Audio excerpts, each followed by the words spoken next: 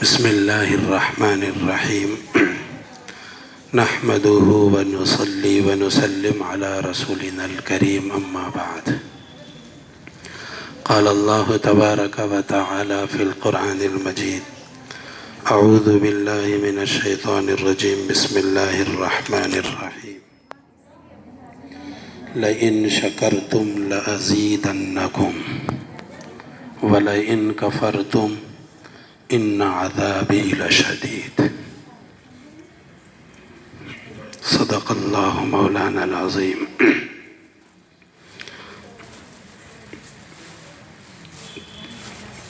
معزز قابل احترام اولیاء عظام اور طلباء کی سرپرست خواتین، اس ادارے کو قائم ہوئے 11 سال ہو چکے۔ بہت غور و فکر کے بعد پہلی مرتبہ مدرسے نے یہ قدم اٹھایا کہ طلباء کے سرپرستوں کو جوڑا جائے اور کچھ مناسب اور ضروری باتیں ان کے سامنے ذکر کی جائے، عرض کی جائے۔ چونکہ مرد حضرات کی مصروفیات اور ذمہ داریاں بھی ہوتی ہیں، تو لحاظ کر کے اتوار کے دن کا انتخاب کیا گیا کہ کچھ گنجائش بن جائے۔ اور اس رعایت کے باوجود بعض لوگوں کو پھر بھی دشواری ہوتی ہے، اس لیے خواتین کا انتظام بھی رکھا گیا کہ گھر سے اگر مرد حضرات کسی وجہ سے نہ آ سکے تو کم سے کم ایک آدھ وقت کے لیے بچے کی والدہ کوئی روانہ کر دے، تاکہ وہ کچھ باتیں سن لے جو مفید اور کارآمد اللہ پاک زبان سے نکال دے، ذہن میں ڈال دے۔ کوئی مستقل پروگرام کے تحت بات نہیں ہوتی ہے، بس دل میں ایک خواہش اور جذبہ ہوا کہ سرپرستوں سے بھی بات کی جائے۔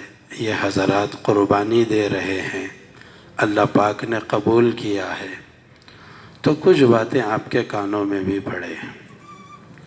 تو نیچے خواتین کا انتظام بالکل باپردہ انداز میں حجاب کے ساتھ محفوظ طریقے سے رکھا گیا ہے، اور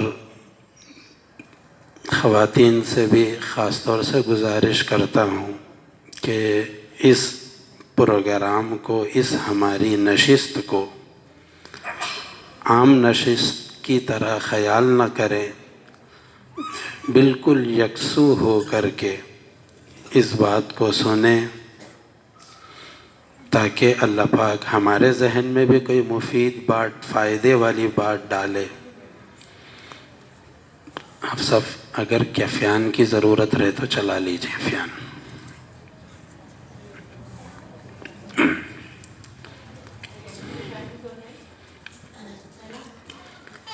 دیکھیے،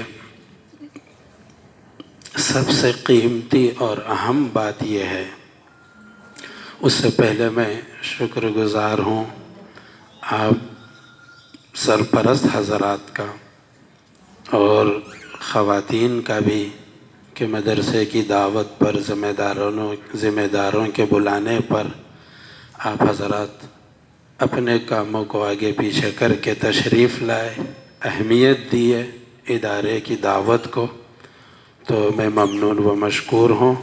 اللہ رب العزت ہی اس کا بہتر بدلہ عطا فرمائے۔ اور بلانے کا مقصد بھی کوئی ذاتی اغراض نہیں ہے، ہماری یہ بیٹھک بھی دین کے کام میں مفید ہو، طلباء کی تعلیم و تربیت میں کارگر ثابت ہو، وہ مقصد اور غرض ہے۔ کوئی دنیاوی اغراض وابستہ نہیں ہے، کوئی ذاتی نفع وابستہ نہیں ہے۔ اللہ رب العزت نے جس وقت سے دنیا قائم کی، سب سے پہلے انسان ہمارے جد امجد حضرت سیدنا آدم علیہ السلام کو پیدا کیا۔ ساری انسانیت انہی کی اولاد ہے، چاہے مسلمان ہو، چاہے یہودی ہو، عیسائی ہو، آگ کی پوجا کرنے والے ہوں، مورتیوں کی پرستش کرنے والے ہوں، سورج کو سلام کرنے والے ہوں، جتنے ہیں سارے ہمارے باپ حضرت آدم کی اولاد ہے۔ یہ الگ بات ہے کہ شیطان کے بہکاوے میں آ کر الگ الگ مذہبوں میں انسانیت تقسیم ہو گئی۔ ایک طالب علم کو بلاؤ آواز کے لیے۔ لیکن سب ہیں اولاد آدم،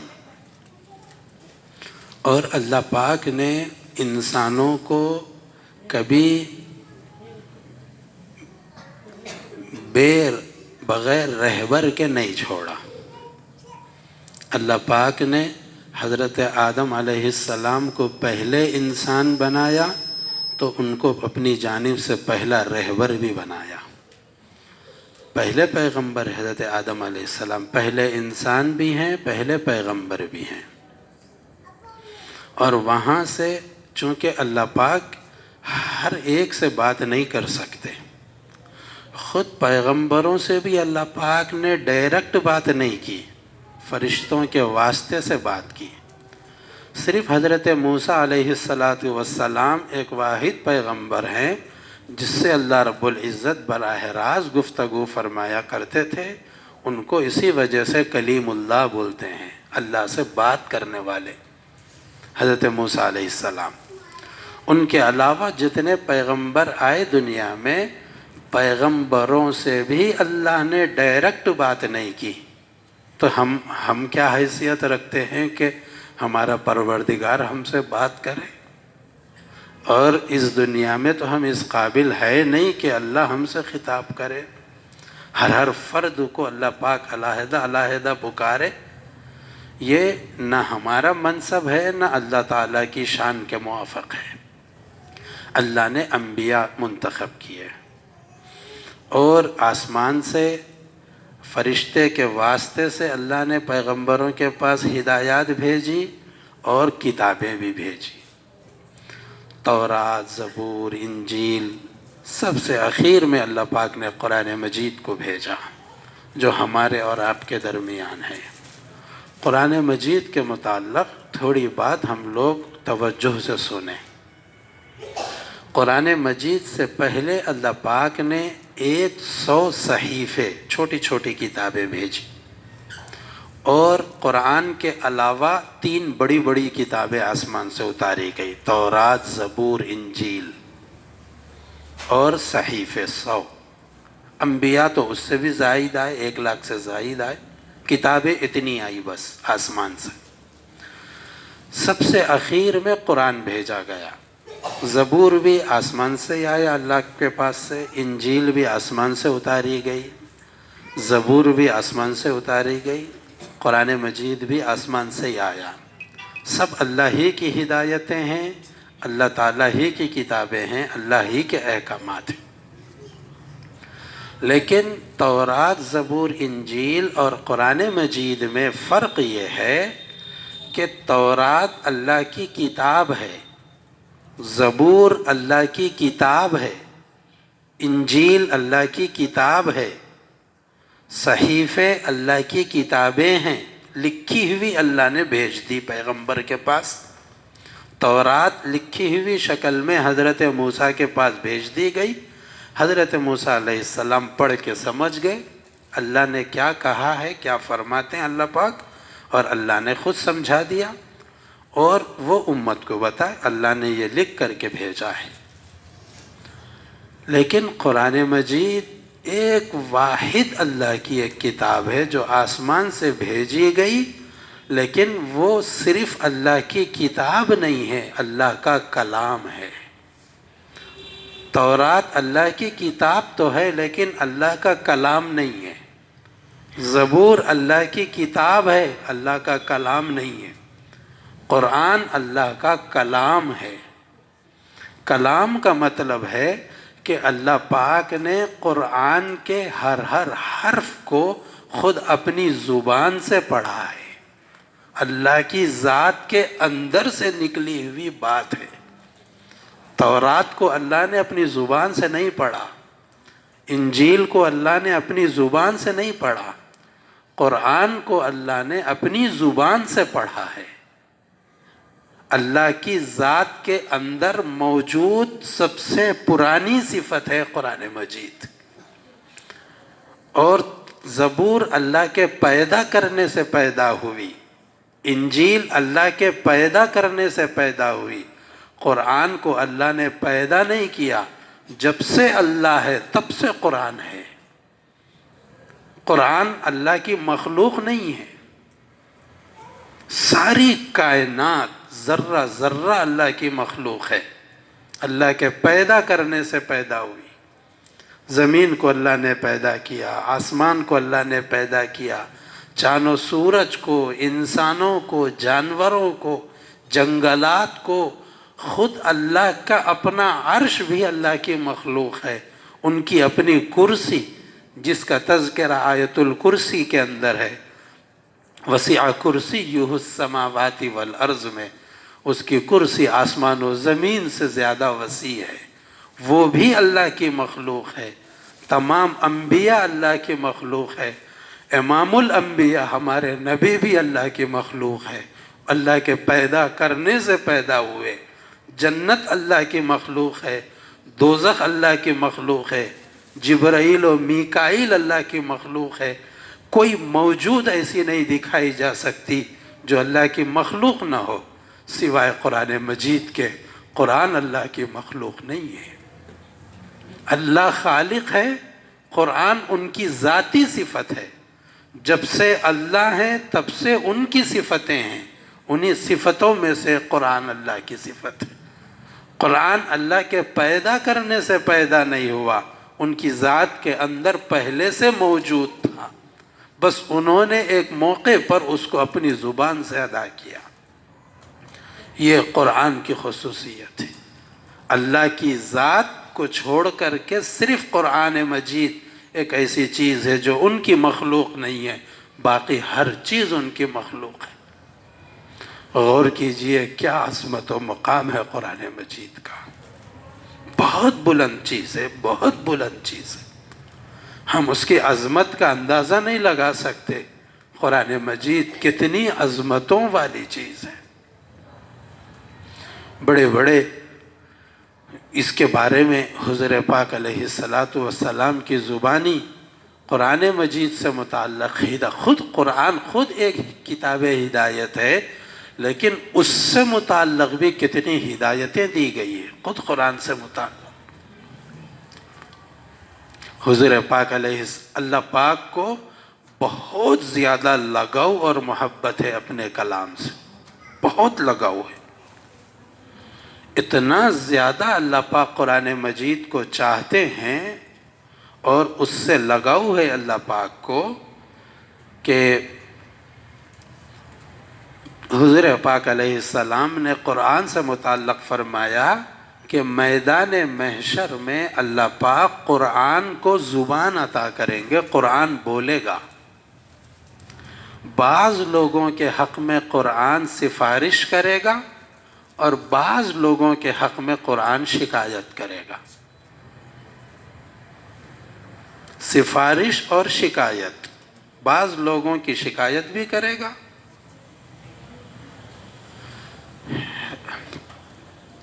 اے پروردگار میری قوم نے مجھے بھلا دیا تھا، اور بعض لوگوں کی سفارش بھی کرے گا، اے پروردگار یہ میری تلاوت کرتے تھے۔ اس کے لیے حافظ نہیں، قرآن کی تلاوت صرف حفاظ کی ذمہ داری نہیں ہے، ہر مسلمان کی ذمہ داری ہے۔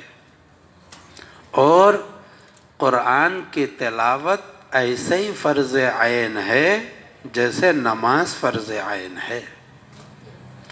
چند مسلمان حافظ قرآن ہو یہ فرض کفایہ ہے، چند حافظ بن جائے، ہر مسلمان کا حافظ قرآن ہونا ضروری نہیں، لیکن ہر مسلمان کا قرآن کی تلاوت دیکھ کر کرنا ضروری ہے۔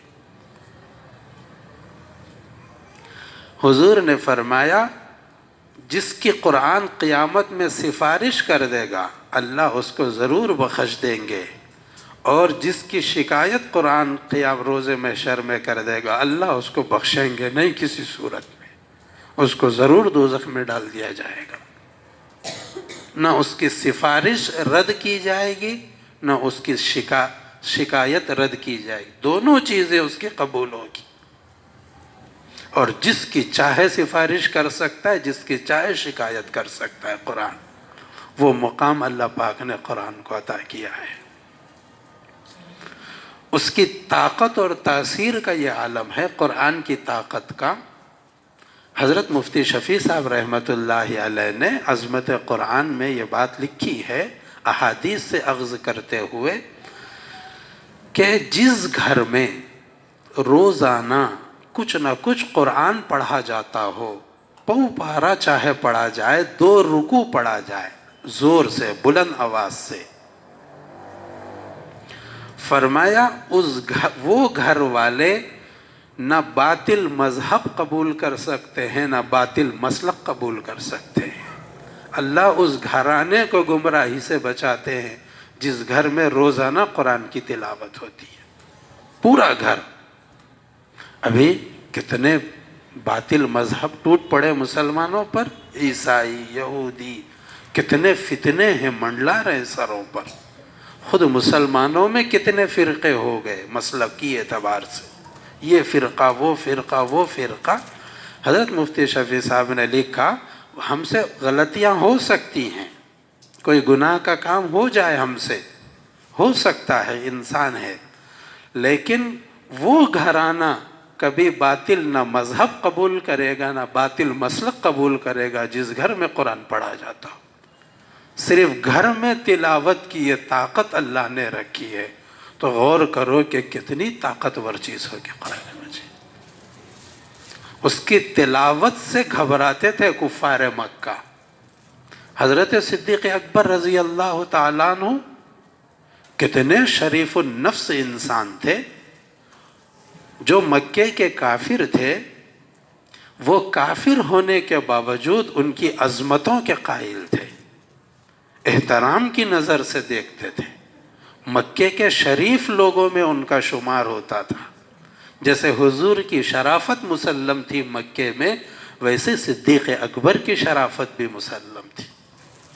اسلام لانے سے پہلے بھی انہوں نے کبھی کوئی غلط کام نہیں کیا تھا، اور بچپن سے حضور کے ساتھی تھے حضرت ابو بکر، مسلمان ہونے کے بعد جڑے ایسا نہیں ہے، مسلمان ہونے کے بعد تو حضور کے وزیر خاص بن گئے، لیکن اسلام سے پہلے بچپن سے حضور کے دوست رہے۔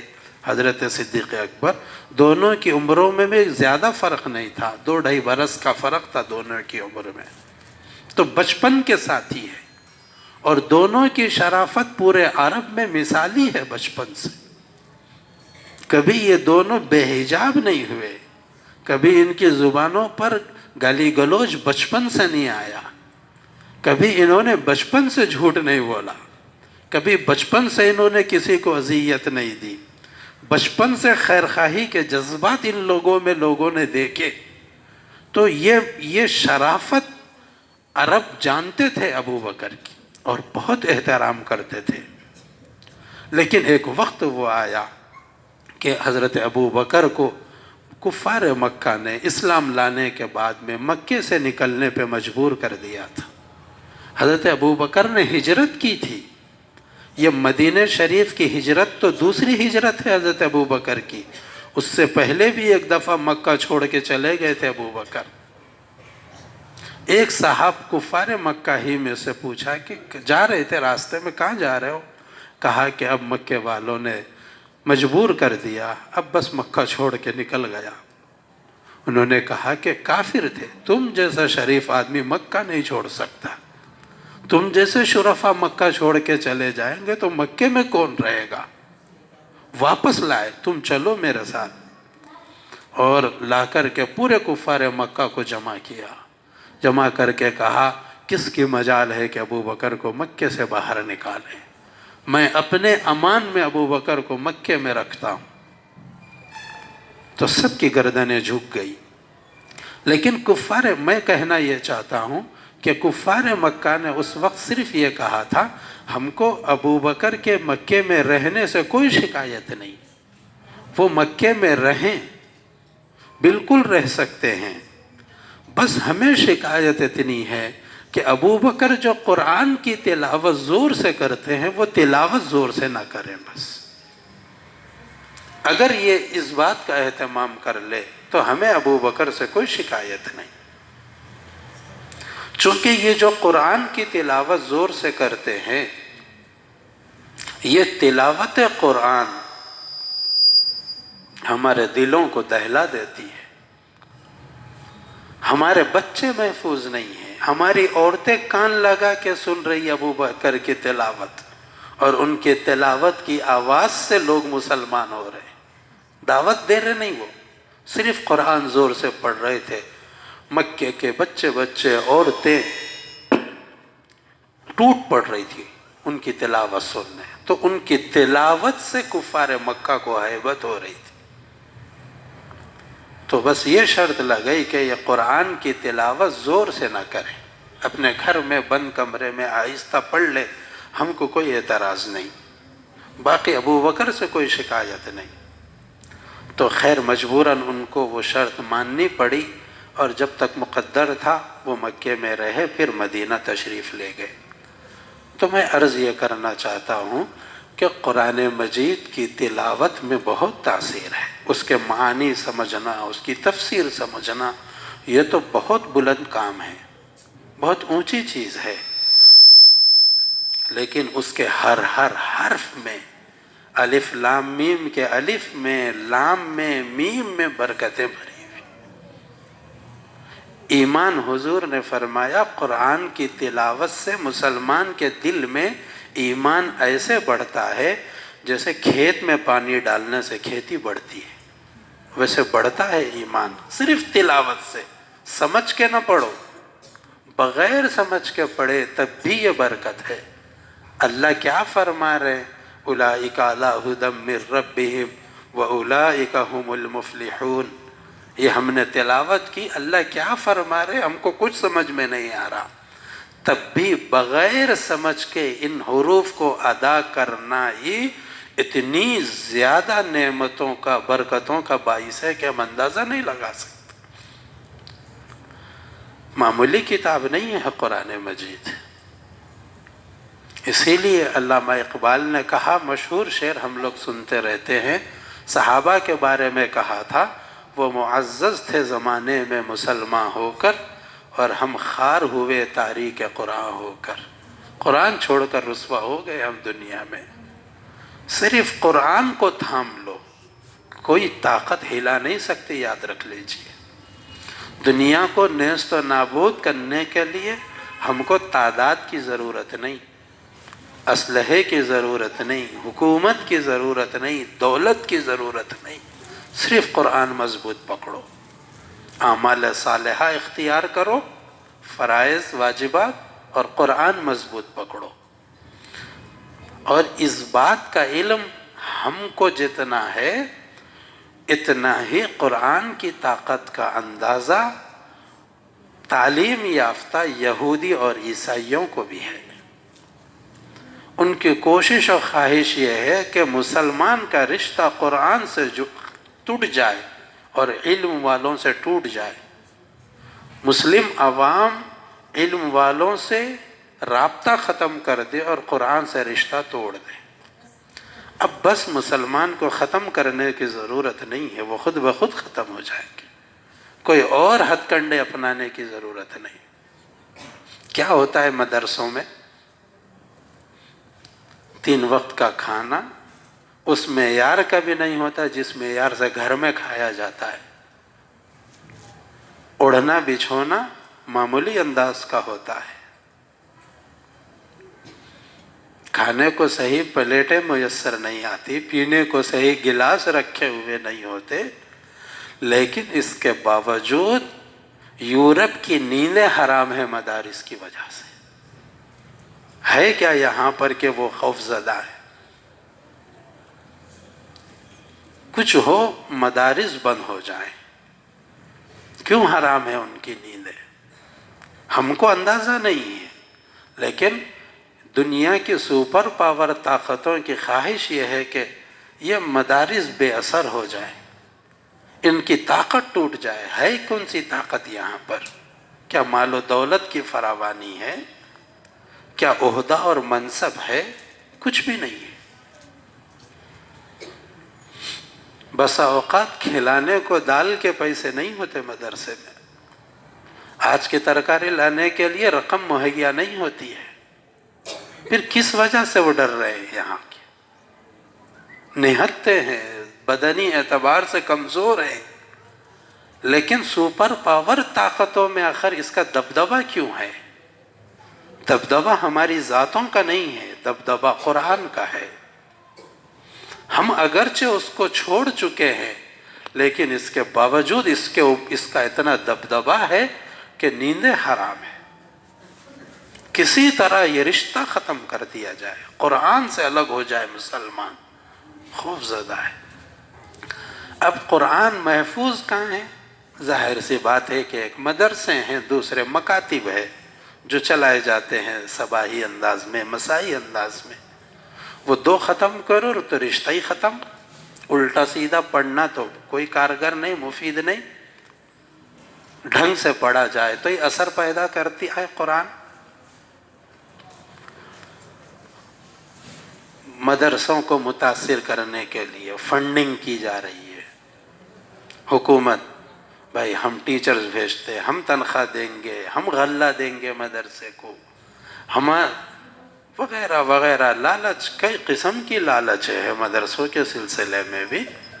بڑوں کی نگرانی میں ہم یہ بولتے ہیں کہ بھائی تمہاری کسی امداد کی ضرورت نہیں، مدرسے کو پھوٹی کوڑی نہیں چاہیے، ہم کیسے چلاتے ہم کو پتہ ہے، اساتذہ کیسے وقت گزارتے ہیں، اور مدرسوں کے احوال تو میں نہیں عرض کرتا ہوں، اور یہ بتانا مقصود بھی نہیں ہے، صرف ضمناً ذکر کر رہا ہوں۔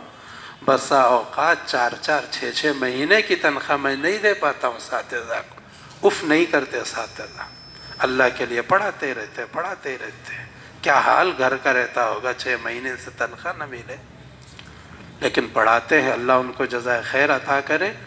اور مطلب بولنا یہ ہے کہ اتنے نہتے ہوتے ہیں، کوئی طاقت نہیں، کوئی سپورٹنگ نہیں، کوئی حکومتی تحفظ حاصل نہیں، لیکن اس کے باوجود اللہ رب العزت نے روحانی دبدبہ قرآن کی برکت سے یہ رکھا ہے کہ حکومتیں حیران ہیں، حکومتیں پریشان ہیں۔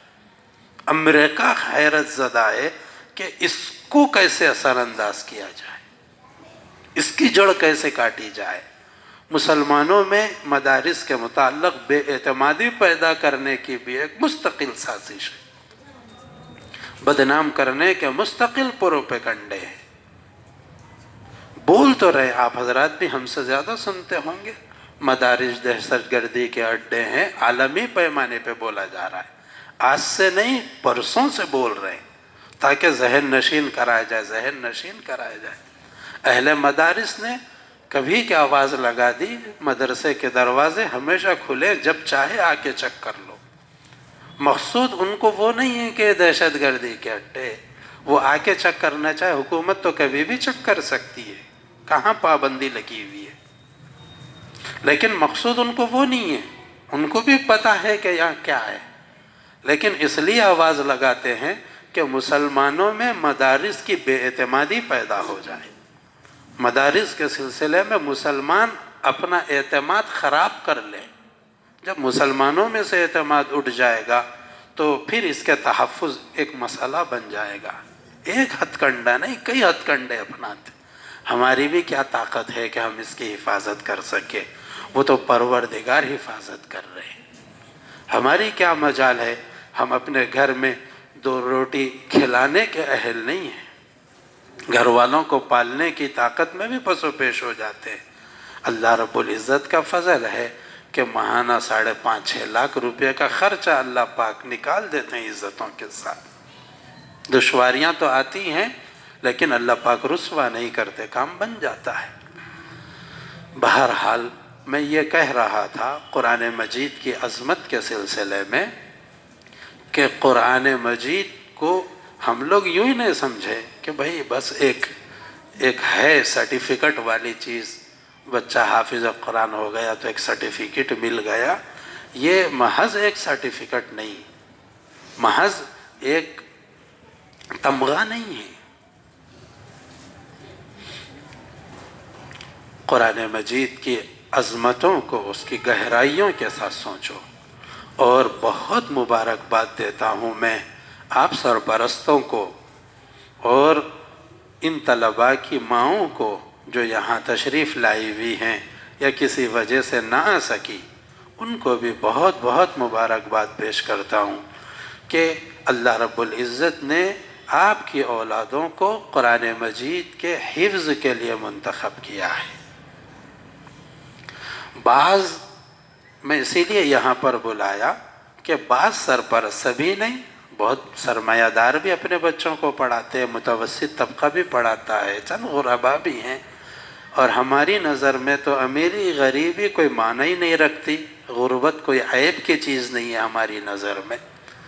نہ کبھی طلباء کو ان نظروں سے دیکھا گیا ہے، نہ کبھی دیکھتے ہیں، لیکن بعض اولیاء جو اس وجہ سے طالب علم کو مدرسے میں ڈالے ہیں، بعض تو عظمتوں کا احساس کرتے ہوئے ڈالے، بعض اس وجہ سے ڈالے کہ بھائی وہ اسکول کی تعلیم کہاں پڑھائی جا سکتی ہے، ہم سے چلو مدرسے میں پڑھا دیا جائے۔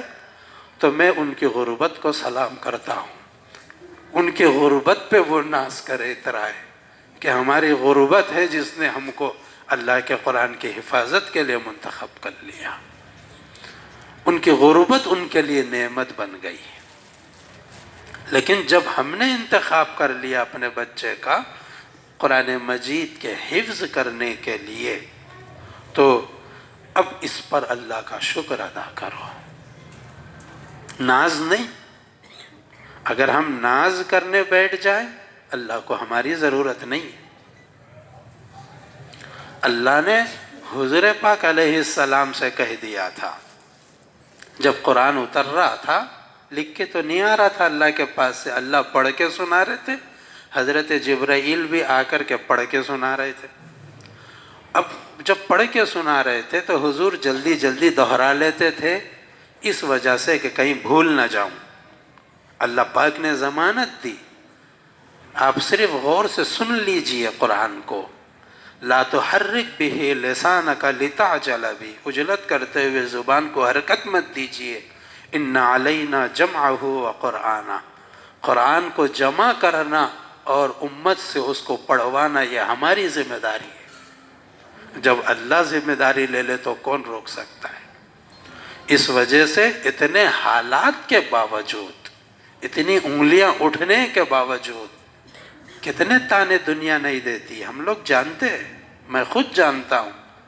بچپن میں جتنے میرے رشتہ دار گھر میں آتے تھے والدین سے ملنے، رشتہ دار آتے جاتے رہتے، تو والد صاحب کو بولتے تھے اقبال بھائی بچے کو مدرسے میں پڑھا رہے ہیں، حافظ قرآن بنا رہا ہوں۔ ارے کیا فیوچر ہے اس کا، حافظ تو بنا دے رہے، اچھی بات ہے۔ اب ایک مسلمان قرآن مجید کو برا بھلا تو نعوذ باللہ نہیں بول سکتا، لیکن اتنا ضرور بولتے تھے کیا فیوچر ہے اقبال بھائی۔ چونکہ ان کے دل میں عظمتیں تھیں قرآن مجید کی، تو وہ کہہ دیا کرتے تھے کہ بھائی وہ سب اللہ دیکھنے والے ہیں، بچے کو حافظ قرآن بنانا ہے۔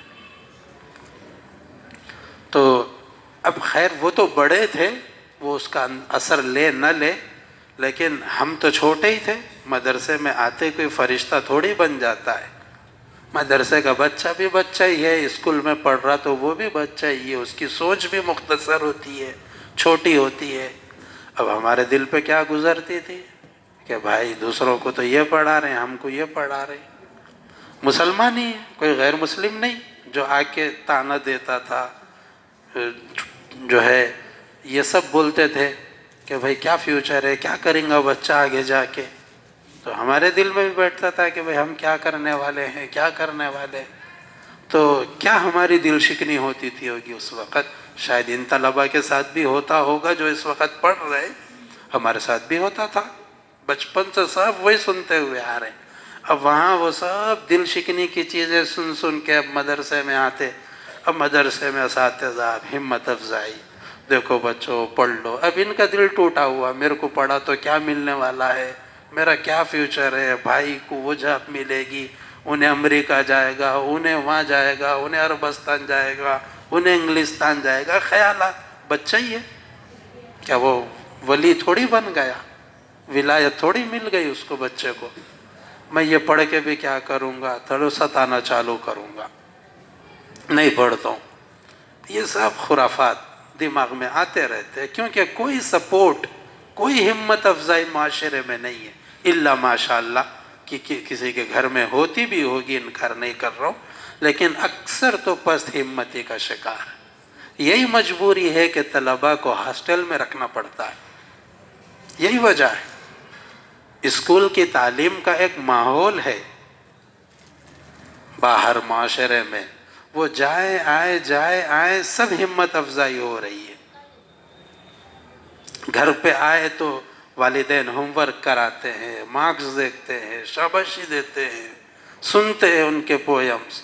یہ بچہ 6 مہینے میں ایک بار گھر کو گیا تو بھی کوئی سننے والا نہیں رہتا. بیٹا ایک رکوع سنا دے، کوئی ماں باپ نہیں بولتے، مجھے پتا ہے.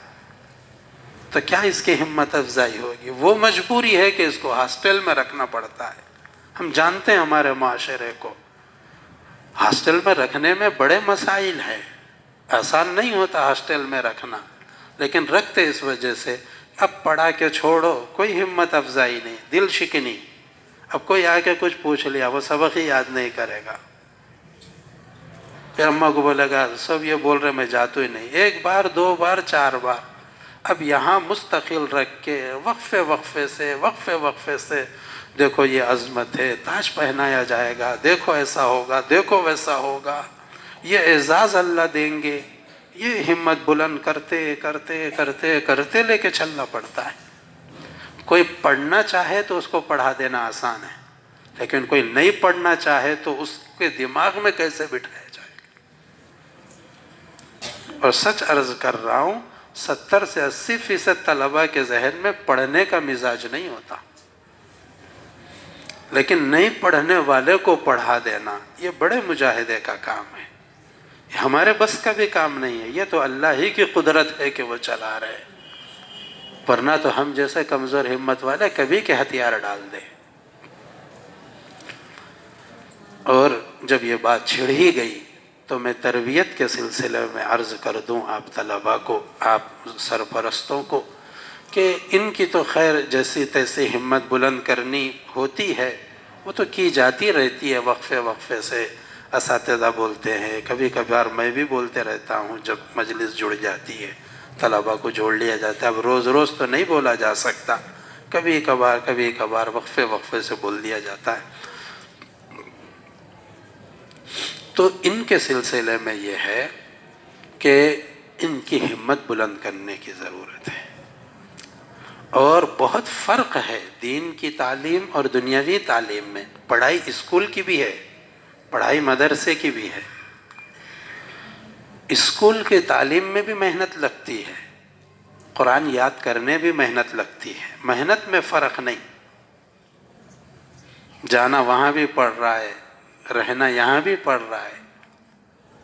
مجاہدہ دونوں طرف ہے، ظاہری مجاہدہ دونوں طرف ہے.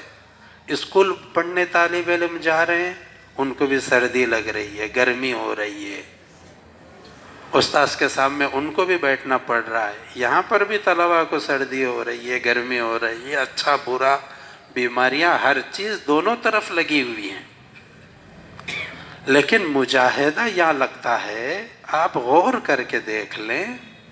مثلا میں اپنے آپ کو لے لوں، الحمدللہ اللہ نے حافظ قرآن بنایا. میں اوروں کی مثال دینے کے مقابلے میں اپنی مثال دے دوں، اور اکثر یہی حال ہوتا ہے الا ماشاء اللہ.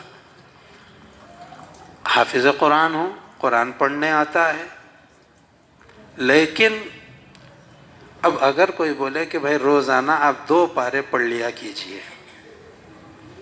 لیکن میرے لیے وہ کام آسان نہیں ہے، روز 2 پارے قرآن کا پڑھنا پڑھنے آنے کے باوجود آسان نہیں ہے، نفس کچلے جاتا ہے۔ اس کے علاوہ خالی باتوں میں گھنٹوں لگاؤ، آدمی کا وقت گزرتا ہے، گھنٹوں بتاتا ہوں، اس سے زیادہ مشقت والا کام کرنے کو بولو، دھوپ میں ٹھہر کے 4 گھنٹے صاف صفائی، دین کی خدمت ہے لیکن کراتے بیٹھوں گا۔ بھئی آپ اتنا سب نکو کرو، آپ تھوڑا قرآن پڑھ لو، آپ کونے میں بیٹھ کے بولے تو مصیبت ٹوٹ پڑتی ہے، پہاڑ آ کے سر پہ گر جاتا۔ بھئی ایک ہارڈ کام کرنے کو بول دو لیکن قرآن پڑھنے کو نکو بولو، نماز پڑھنے کو مت بولو۔ ہم ہیں آسانی سے نماز تھوڑی پڑھ لیتے ہیں گھر پہ، ہمارا اپنا حال ہے۔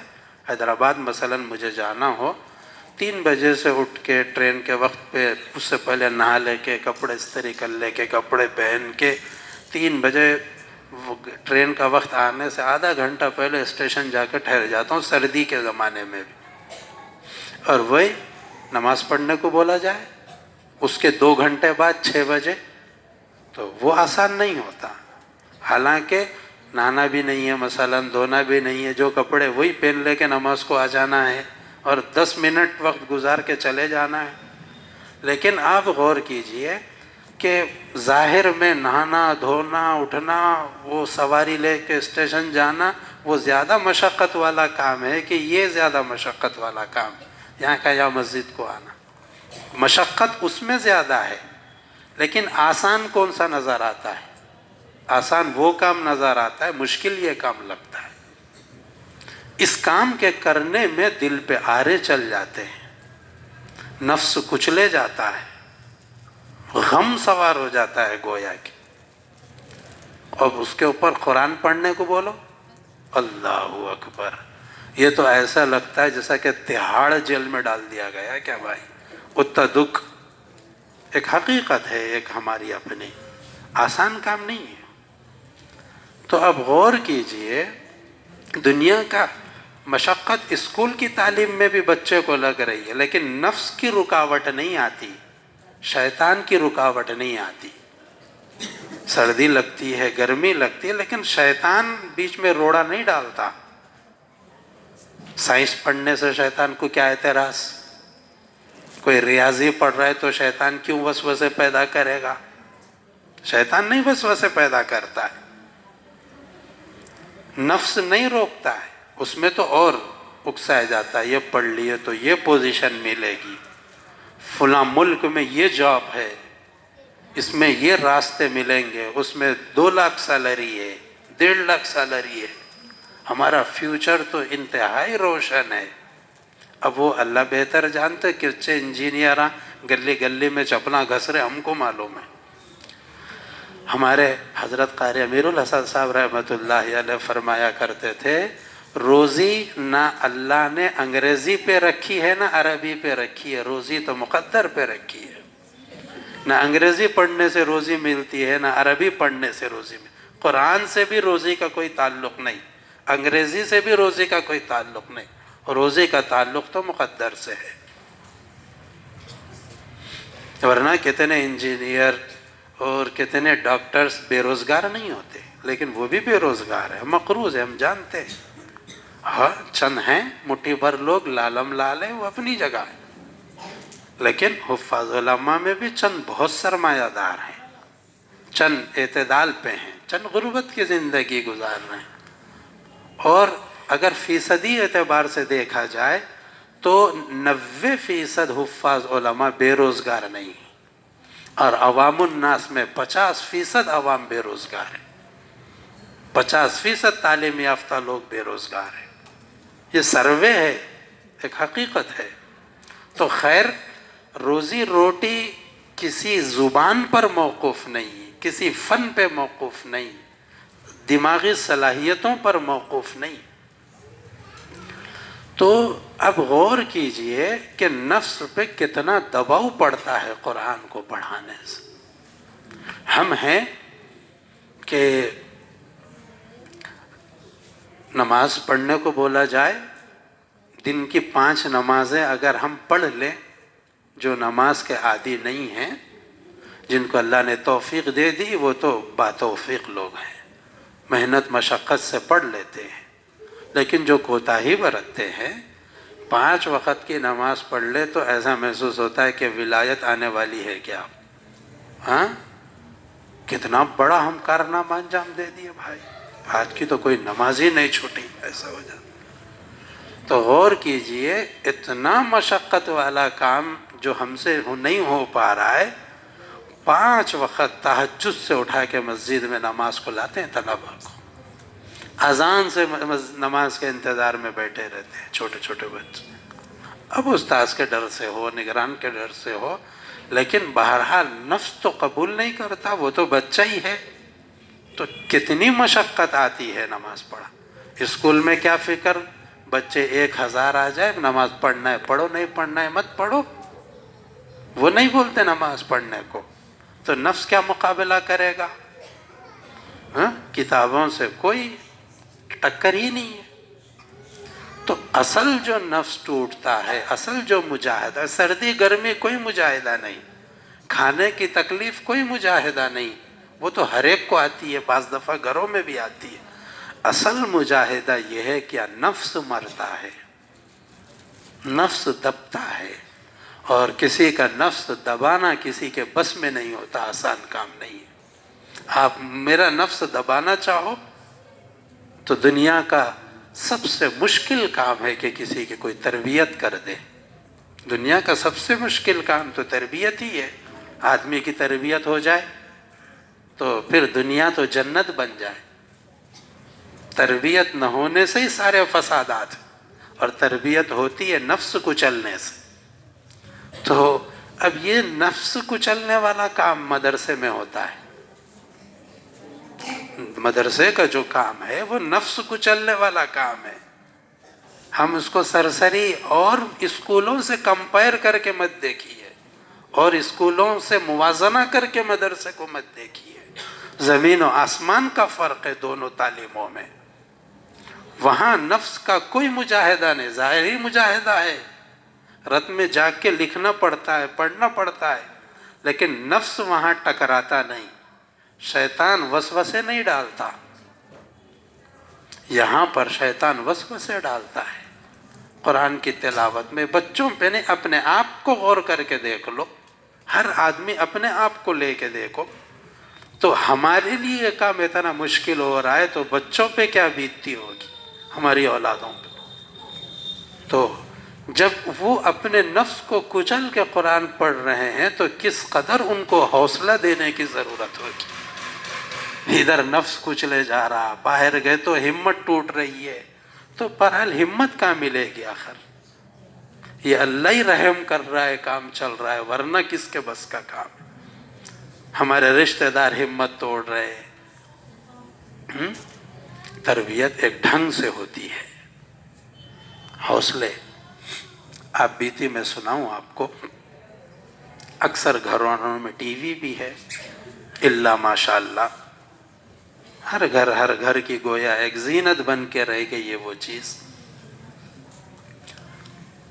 مدرسے سے طالب علم آئے، کوئی طلبہ تو نہیں ہے آس پاس میں، یہ صرف سرپرستوں کو سنانے کی بات ہے۔ تو ہم بھی دیکھتے تھے، اب ہمارے گھر میں اس وقت بھی نہیں تھی ٹی وی، والد محترم دور رکھتے تھے اس سے، اللہ ان کو جزائے خیر دے، تو دوسرے رشتہ داروں کے پاس ٹی ویاں ہوتی تھیں، بچپن تھا تو جانے کی ضد، وہ ٹی وی کی وجہ سے، وہ خلوص محبت نہیں، وہاں جاتے نہ چھٹی ہے، جاتے جاتے ہے۔ اب وہ ماں باپ نہیں سمجھ پاتے اندرونی کیفیت کس وجہ سے جاتے بول رہے ہیں، وہ جاتے تھے، وہ اس میں مصروف، تو خیر گھر سے سب بھائی بہن سب مل کے جاتے، لیکن وہاں جانے کے بعد وہ سب دیکھتے مزے میں بیٹھ کے، تو ہم بھی بچے ہی تھے، بچپن کی بات عرض کر رہا ہوں، وہاں پہ کس کو بھی نہیں ٹوکتے، ہمارے کو ٹوکا جاتا، ارے اس واسطے مدرسے میں پڑھا رہے ہیں تیرے کو، اب بچہ ہوں، کیا دل پہ بیتتا تھا اس وقت، کیا ولی تھوڑی بن گئے تھے کہ ٹی وی کی نحوست کا ہم کو تھوڑی ذہن میں انداز، سب دیکھو مگر تو نہ کو دیکھ، تیرے کو مدرسے میں پڑھا رہے سے تو نہیں دیکھنا. اور اسی دوران اذان بھی ہوتی تھی. بس اوقات ایسا بھی ہوا تو ہم اذان کی آواز آتے وہ ساؤنڈ تو کم کر دیتے تھے. اب سب اذان ہوئے تک اب سب بیٹھ کے رہتے تھے. وہ پورے میرے پوپرے بھائیاں بہناں، وہ بڑے چھوٹے سب اس کے سامنے. اب سب بولتے تھے اذان ہو گئی، تو نماز پڑھا کیا، تو نماز پڑھا کیا. اب اکیلے کوئی ہکالتے تھے. تو خیر سب ایک ساتھ اڑی پڑھنے سے جانا پڑتا تھا. وہ عظمت تو چھوٹے ہونے کی وجہ سے تھی نہیں نماز کی، لیکن اس وقت دل میں کیا جذبات آتے تھے.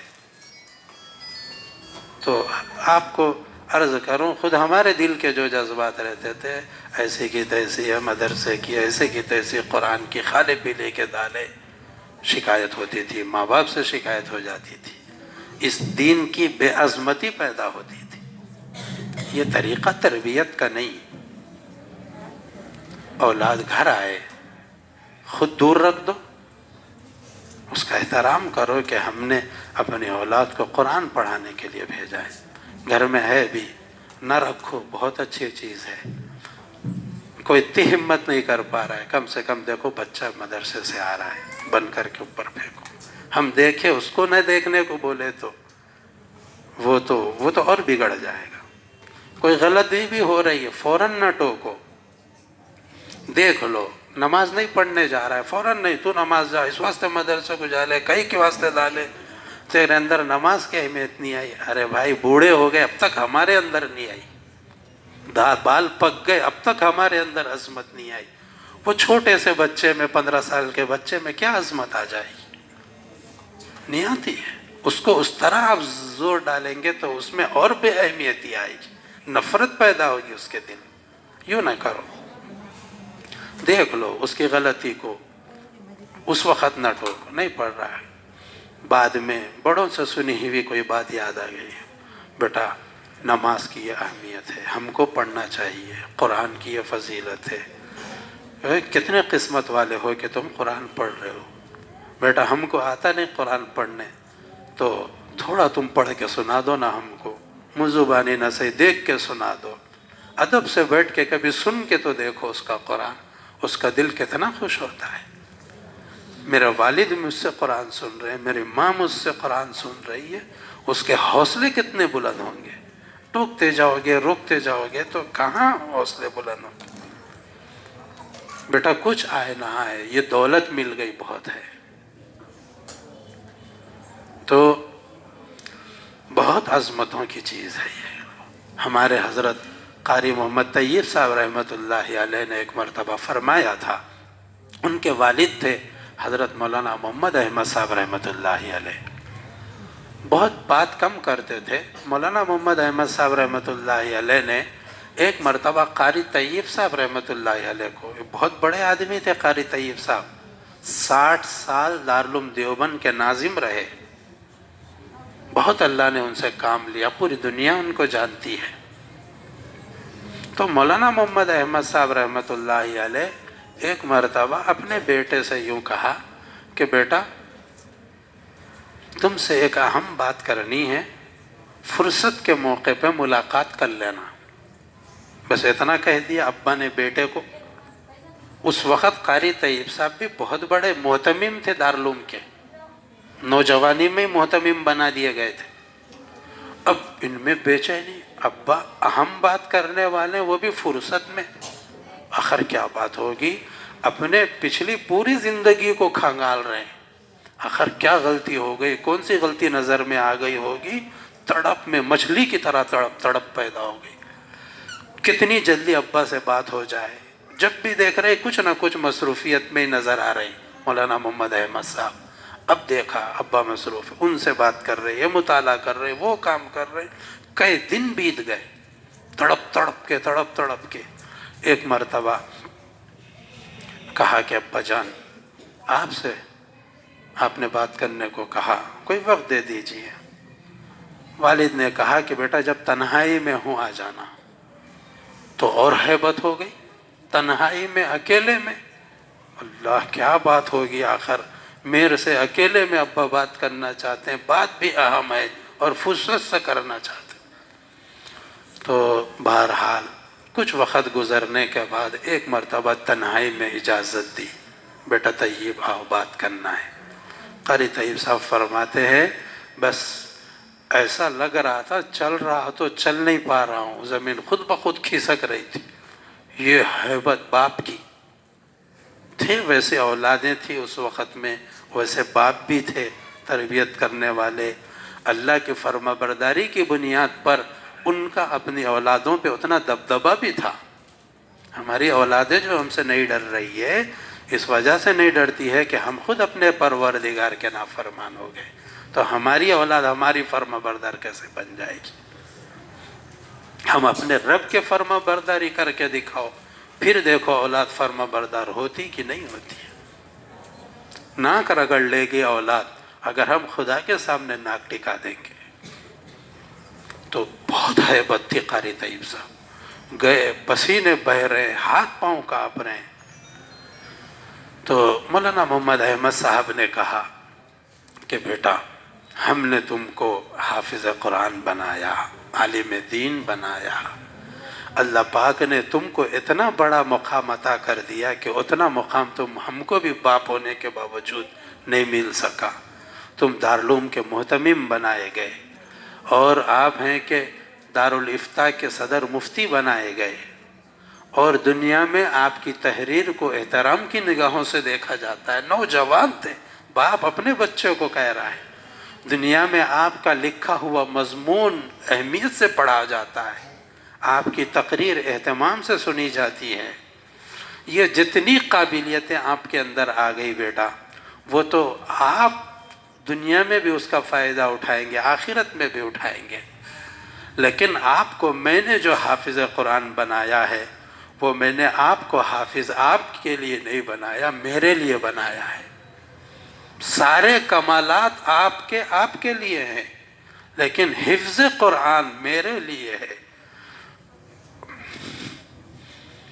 مولانا محمد احمد صاحب نے کہا، اس وقت میں بڑے فاضل تھے، قاسم نانوتوی کی بچے تھے، بیٹے تھے وہ مولانا محمد احمد صاحب۔ حیدرآباد میں انتقال ہوا، بلکہ حیدرآباد سے نظام آباد کے سفر میں ان کا انتقال ہوا۔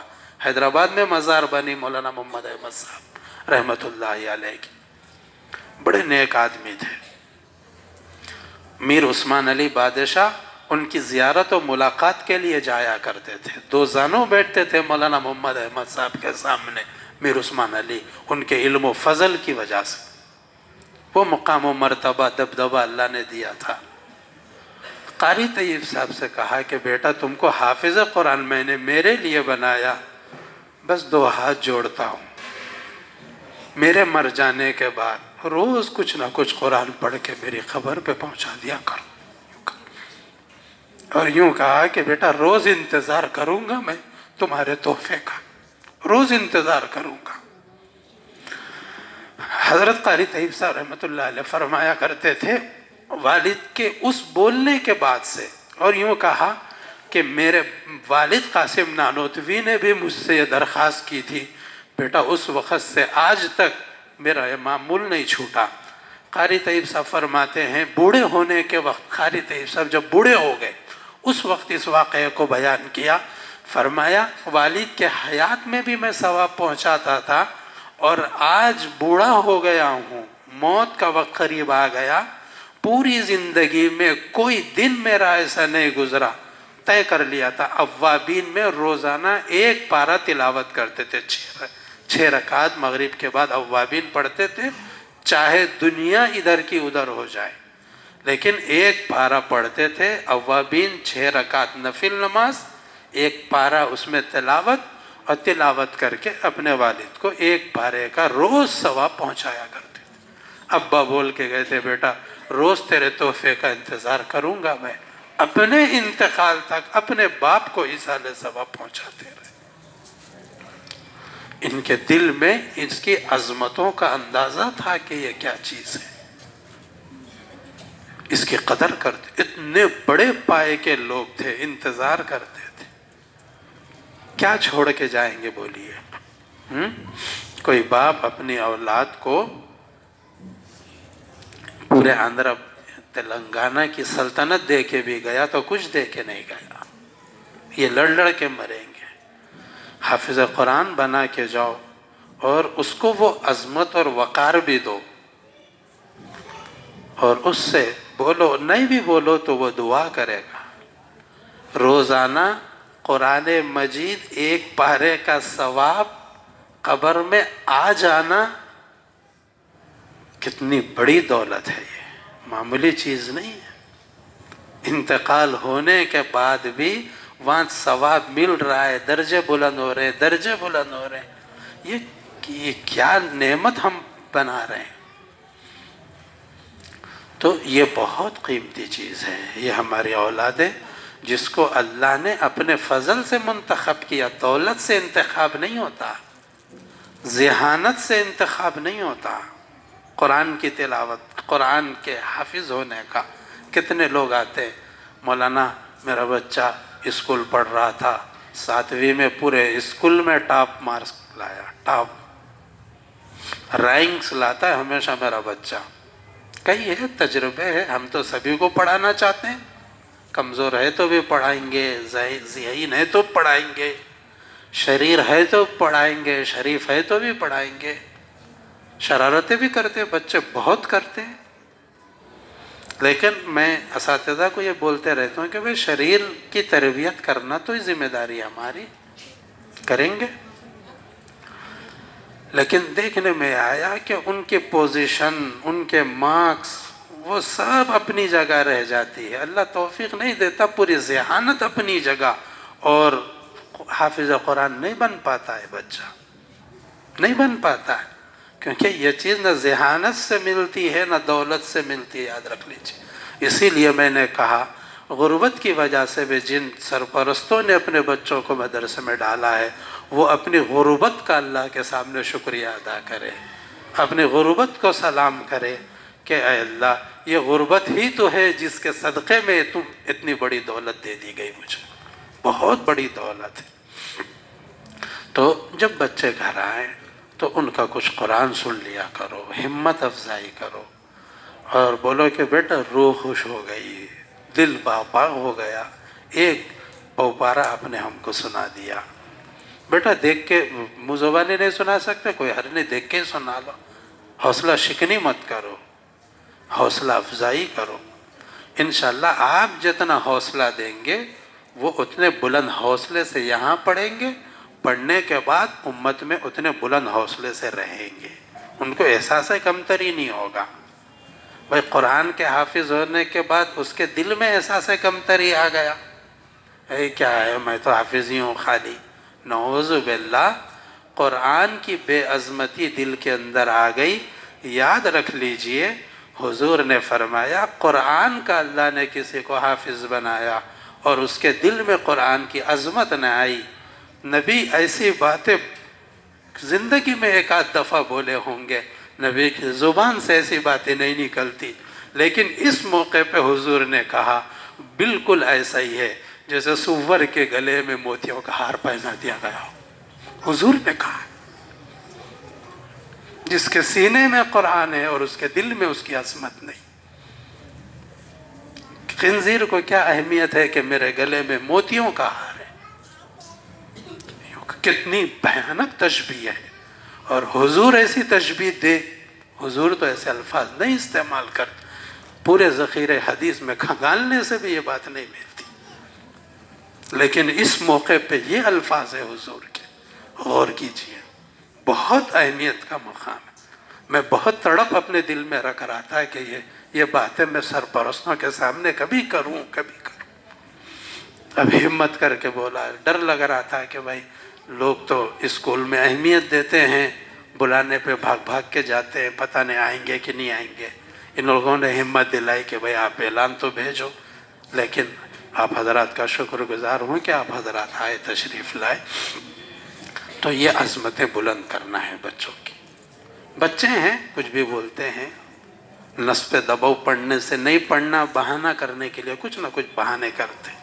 نہیں کھانا سے نہیں مل رہا، نہیں پٹائی کر رہے، نہیں یہ کام لگا رہے، نہیں ایسا ہے، نہیں بس ٹھیک ہے، نفس پہ دباؤ پڑتا ہے، کچھ نہ کچھ بولتے ہی رہتے ہیں بچے، لیکن حوصلے مت ہارو، اللہ سے مانگو۔ ہم بھی ستائے، ایسا ہے کہ یہ دور سے چونکہ ہم بھی گزرے ہیں، کہ آسمان سے اتر گئے نہیں حافظ عالم بن کے، یہ مصیبت کی راہ ہم بھی گزار چکے، ہمارے والد بھی گزار چکے، لیکن اللہ خوب جزائے خیر دے، بہت عظمتیں بھرتے تھے، بہت عظمتیں اللہ پاک نے جو ہے ان کے دل میں ڈالی تھی، ایسے حوصلے بلند کرتے تھے۔ آج اس کی ایک ایک باریک چیز یاد آتی ہے۔ عام آدمی تھے، میرے والد کوئی حافظ قرآن نہیں تھے، دعوت و تبلیغ کی برکت سے اللہ پاک نے دینداری قائم کی تھی، نمازوں کے پابند تھے، سرکاری ملازم تھے، ہیلتھ ڈپارٹمنٹ ملازمت پہ ان کا انتقال ہوا۔ ابتدائی حالات کچھ اچھے نہیں تھے، لیکن اللہ پاک نے اس برکت سے، دین کی برکت سے، دعوت کی برکت سے جو ہے دینداری قائم کی، آخر کے حالات بڑے مثالی گزرے ہیں الحمدللہ۔ تو اسی برکت سے انتخاب ہوا ہمارا بھی حافظ قرآن عالم دین بننے کے لیے۔ تو سب بچوں کی طرح جیسے آپ کے بچے بھی بولتے ہوں گے، میں بھی بولتا تھا کہ والد صاحب کو کہ جس دن چھٹی ختم اس دن مدرسے کو پہنچا دیتے تھے والد صاحب، عصر میں نظام آباد سے حیدرآباد۔ 8 سالہ تاریخ میں ایک چھٹی ایسی نہیں بتائی جا سکتی جس میں میری 1 گھنٹے کی بھی دیر حاضری ہو، اس میں میرا کمال نہیں تھا، میرے والد صاحب کا کمال تھا۔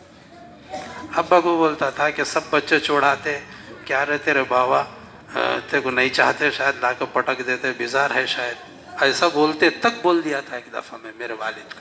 اب ہماری ناسمجھی تھی، میں بول دیا۔ والد صاحب بولتے تھے بیٹا نہیں، موٹی زبان میں بولتے تھے، سب گو کھا رہے تو آپ بھی کھاتے کیا بیٹا؟ بچوں کا نہ کو دیکھو، آپ کے استاذ کیا بولے آپ کو، بس اتنا ہی بولتے، آپ کے استاذ آپ کو کیا بولے، اتنا ہی پوچھتے تھے۔ عصر میں آنا بولے، بس جانا ہے بیٹا، کچھ بھی ہو جاؤ جانا ہے، دنیا ادھر کی ادھر ہو جاؤ، تم کو عصر میں پہنچنے کو بولے تو پہنچنا ہے۔ 8 سال میں سچ عرض کر رہا ہوں میں، ایک دفعہ بھی 1 گھنٹے کی بھی رعایت نہیں دی میرے کو میرے بھائی، سب لاڑ پیار، کیا ہونا لے لے بیٹا خرید لے، لیکن پابندی کرنا ہے آپ کو وہاں کی۔ کبھی کبھی آ کے اتنا حوصلہ بلند کرتے تھے، آج یاد آتا ہے، بیٹا تمہارے مول صاحبوں سے ملا تو جی خوش ہو جاتا ہے، بیٹا کتنے اچھے لوگ ہیں بیٹا، طبیعت باغ باغ ہو جاتی، بیٹا فلاں مول صاحب سے ملا تھا، آپ کی تعریف کر رہے تھے، کیا شریف لوگ ہیں۔ ایسا وہ کتنا اثر لیتے تھے وہ اپنی جگہ پر ہے، لیکن میرے سامنے یہ بولتے تھے کہ بیٹا طبیعت خوش ہو جاتی ہے آپ کے استاد کو دیکھیں تو، ایسا تو اب میرے اندر حوصلہ ملتا۔ ایک دفعہ کا واقعہ ہے، شاہین نگر میں 3 دن کا اجتماع تھا، میں حافظ بن چکا تھا، اور میں والد صاحب کو بتا دیا تھا، سب بچوں کے بہکاوے کی وجہ سے بچے بولتے ہیں مدرسوں میں، تو وہاں بھی بولتے تھے، ارے یہاں کیا رہے بھائی، باہر نکلنے نہیں دیتے، فلاں مدرسے میں پڑھیں گے وہاں بہت آزادی ہے، گیٹ کے باہر جاؤ آؤ زو پھرو۔ تو میں بولا کہ چلو، والد صاحب کو بول دیا کہ میں جو ہے فلاں مدرسے میں پڑھتا ہوں۔ والد صاحب مان بھی لیا، ٹھیک ہے بیٹا اب وہاں پڑھنا چاہے میں وہاں پڑھانے تیار ہوں۔ اب اجتماع کے بعد وہاں لکھ جانے کے ڈالنے کے لیے پیٹی بستر کے ساتھ اجتماع پہنچ گئے ہم لوگ، اور اجتماع 3 دن کرنے کے بعد لکھ جا کے داخلہ کرا کے وہ نظام آباد واپس آنے کے ارادے میں تھے۔ وہ اجتماع کے دوران ہمارے ایک استاد مل گئے ابا کو، کیا حال ہوئی خیریت؟ اللہ کا شکر ہے۔ بچے کو لا لیا، وہ تو ہاں اجتماع ہے، اجتماع کے بعد وہ بچہ فلاں مدرسے میں پڑھتا ہوں، بولا وہاں داخلہ کرا دیتا ہوں۔ تو انہوں والد صاحب کو بولے اچھا وہاں ڈالنا، بچہ چھوٹا ہے، چھوٹا تھا اس وقت میں تو بولے کہ بھائی بچہ چھوٹا ہے، مدرسہ زیادہ بڑا ہے، مدرسے تو سب مدرسے ہی ہیں، لیکن عمر کے اعتبار سے مناسب نہیں ہے کہ وہاں ڈالا جائے، وہاں پر زیادہ تعداد بڑے بچوں کی ہے، یہ چھوٹا بچہ ہے، تو یہاں پر ہی ڈال دو، نگرانی میں رہتا زیادہ بہتر ہے۔ کچھ نقصانات وہاں کے بتائے، کچھ فوائد بتائے یہاں کے۔ اور سب بولے ارے میرے ذہن میں تو تھا نہیں، آپ بتا دیے جزاک اللہ، ویسے کر لیتا ہوں، وہیں لا لیتا ہوں بول کے۔ تو والد صاحب کو اجتماع میں میرے کو بولے کہ بیٹا تمہارے فلاں مول صاحب سے ملاقات ہوئی تھی بولتے، میں بولا گئے چلو بھائی۔ انہوں بولے کہ بھائی وہاں نہیں پڑھانا ہے آپ کو، وہاں پہ ایسا ہے ویسا ہے ایسا ہے۔ تو میں والد صاحب کو اس وقت اتنا بولا تھا کہ ان کے مدرسے کو آنا بول کے بول رہے پپا، خالی وہ سب بیکار باتیں ہیں بول کے ایسا بول دیا۔ اب اس وقت جو ناراض ہوئے، اجتماع اپنی جگہ، انتظامات اپنی جگہ، سچ عرض کر رہا ہوں میں چھوٹا سا تھا، اتنا غم زدہ بیٹھ گئے تھے کہ میں بتا نہیں سکتا۔ اس وقت غم کی حالت میں بمشکل تمام وہ اجتماع مکمل کر کے مجھے یہ بولے کہ بیٹا آپ کو پڑھانا نہیں ہے، چاہے جو کام آپ کر لو۔ میں پریشان، میرے کو پڑھانا نہیں۔ اور واقعتاً ایسا ہے کہ لاریوں میں گئے تھے، واپسی میں لاری میں ہی ڈال کے نظام آباد لا لیے۔ گھر میں والدہ پوچھے کیا بات ہے، کیوں لا لیے اس کو؟ بولا نہیں پڑھانا ہے۔ امی کے سامنے بولے کیوں نہیں پڑھا رہے بھائی؟ انہوں اپنے استاد کو خود غرض بول رہے، جو ان کو حافظ بنایا ان کا ان کو احساس نہیں ہے کہ میرے فائدے کے لیے کچھ اپنے استاد کو انہوں غرض مند بولے، انہوں اپنی غرض کو واسطے مدرسے کو آنا بول کے بول رہے۔ ان کے اندر اپنے محسن کا احسان نہیں پیدا ہوا، ان کو پڑھا کے کیا کروں، نہیں پڑھا تھا۔ اب پورا خاندان لٹک گیا، 8 دن تک میرے کو بھی تپا دی، پیروں پکڑ لیا میں والد صاحب کے، پڑھ لے تو پپا، آئندہ نہیں کر، پڑھانا ہی نہیں ہے۔ جب استاذ کو نہیں سمجھ پائے تو پڑھا کے کیا فائدہ۔ 8 دن کے بعد ہے سو نہیں سو پوری اکڑ نکالنے کے بعد پھر لا کے وہیں ڈالے جہاں پہ استاد کا مشورہ تھا۔ اب بولوں گا نہیں زندگی میں یہاں پڑھتا ہوں وہاں پڑھتا ہوں، آپ میرے مول صاحب سے آپ ہی مشورہ کر لو، انہوں جہاں لکھ جا کے ڈالو بولے آپ ہی لکھ جا کے ڈال دو، آئندہ نہیں بولتا۔ جب ان کو 8 دن کے بعد میری بات کو قبول کرے، وہ مولانا سے پہلے بول کے رکھ دیے تھے اصلاح چل رہی ان کی، تھوڑا گنجائش دی جائے، ابھی شوال کا موقع تھا، پھر لکھ جا کے داخلوں کا چلنے کا نظام تھا، لکھ جا کے ڈال دیں۔ لیکن بہرحال عرض یہ کر رہا تھا کہ یوں اہمیت دلائے، احساس دلائے، اساتذہ کا احترام دلائے، ورنہ ہمارے اندر بھی کیا قابلیت ہے، اللہ ان کو جزائے خیر دے۔ وہ احترام دلانے کی وجہ سے تو اللہ رب العزت غالباً اساتذہ کا احترام آج بھی دل میں ہے، اسی وجہ سے اللہ پاک بغیر استحقاق کے، بغیر قابلیتوں کے اللہ یہ کام لے رہے ہیں۔ میں تو یہی سمجھتا ہوں کہ ان کی قربانیاں، ان کے احساسات دل میں بیٹھے ہوئے ہیں، انہوں نے جو عظمتیں دل میں بٹھائی اس کی برکت سے لے رہے ہیں۔ اور ایک اچنبے کی بات، اس وقت تو میں یوں سمجھ لیجئے کہ کسی اللہ کے بہت بڑے ولی کے الفاظ ہوں گے، ایسا محسوس ہوتا ہے۔ ایک مرتبہ جامع مسجد لے گئے تھے، میں چھٹیوں میں آیا ہوا تھا، تو جامع مسجد کے دروازے پر ہفتہ واری اجتماع میں اتوار کا دن تھا، والد محترم کے ایک دوست ابھی بھی الحمدللہ حیات ہیں، وہ بھی الحمدللہ ان کی اولادیں بھی عالم مفتی ہیں، تو وہ بھی اپنے بچوں کو حافظ عالم مفتی بنائے۔ تو انہوں نے یہ بات کہی تھی میرے والد سے، میں موجود تھا وہاں پر، انہوں نے کہا کہ اقبال بھائی ماشاءاللہ آپ بچے کو مرکز لے جا رہے، بہت اچھا ہے، ابھی سے عادت ڈالو، انہوں حافظ عالم بننے کے بعد کام سے جڑے رہنا ہے، اس کی عادت ابھی سے بناؤ۔ تو میرے والد نے اس وقت عجیب جملہ کہا تھا، آج بھی گونجتی ہے وہ بات میرے کانوں میں، کتنا حوصلہ اس وقت انہوں نے میرا بلند کیا، اس وقت اندازہ نہیں تھا، لیکن زندگی میں انشاءاللہ میں موت تک بھی وہ الفاظ نہیں بھول سکتا، اس کی طاقت کا اس وقت اندازہ نہیں تھا۔ انہوں نے یہ کہا تھا میرے والد نے، میرے بچے کو اس لیے عالم نہیں بنا رہا ہوں کہ میں بتائے ہوئے راستے پہ وہ چلے، اس لیے عالم بنا رہا ہوں کہ انہوں عالم بننے کے بعد مجھے بتانا ہے کہ ابا آپ کو یہ کرنا ہے۔ عالم کو رہبری کی ضرورت نہیں، عالم رہبری کرنا ہے ہماری، میں ان کی رہبری میں چلوں گا جب یہ عالم بن جائے۔ وہ بات بھی مناسب ہی تھی جو انہوں نے کہی تھی، لیکن میرا حوصلہ اتنا بلند کیا انہوں نے۔ اس وقت گاڑی پہ لے جاتے تھے، دوست ملتے تھے ان کے اپنے، تو یہ بتاتے تھے صاحب آ گئے نا اس لیے ڈرائیوری کر رہا ہوں بولتے تھے میرے والد، بچہ سا تھا میں، تو بہت عزتوں سے نوازتے تھے۔ وہ حوصلے ملے ان لوگوں کی جانب سے، اور پورے خاندان کی کسی مخالفت کا اثر نہیں لاتے۔ اللہ پاک نے عجیب عظمتیں رکھی تھی ان کے دل میں قرآن کی۔ سب سے پہلے میں نے تراویح پڑھائی تھی فرحت النساء مسجد میں، پوری ریکارڈنگ کرتے تھے، آ کے وہ ریکارڈنگ شروع کر کے قرآن کھول کے جب تک پوری نہیں سن لیتے تھے نہ کھاتے تھے نہ سوتے تھے۔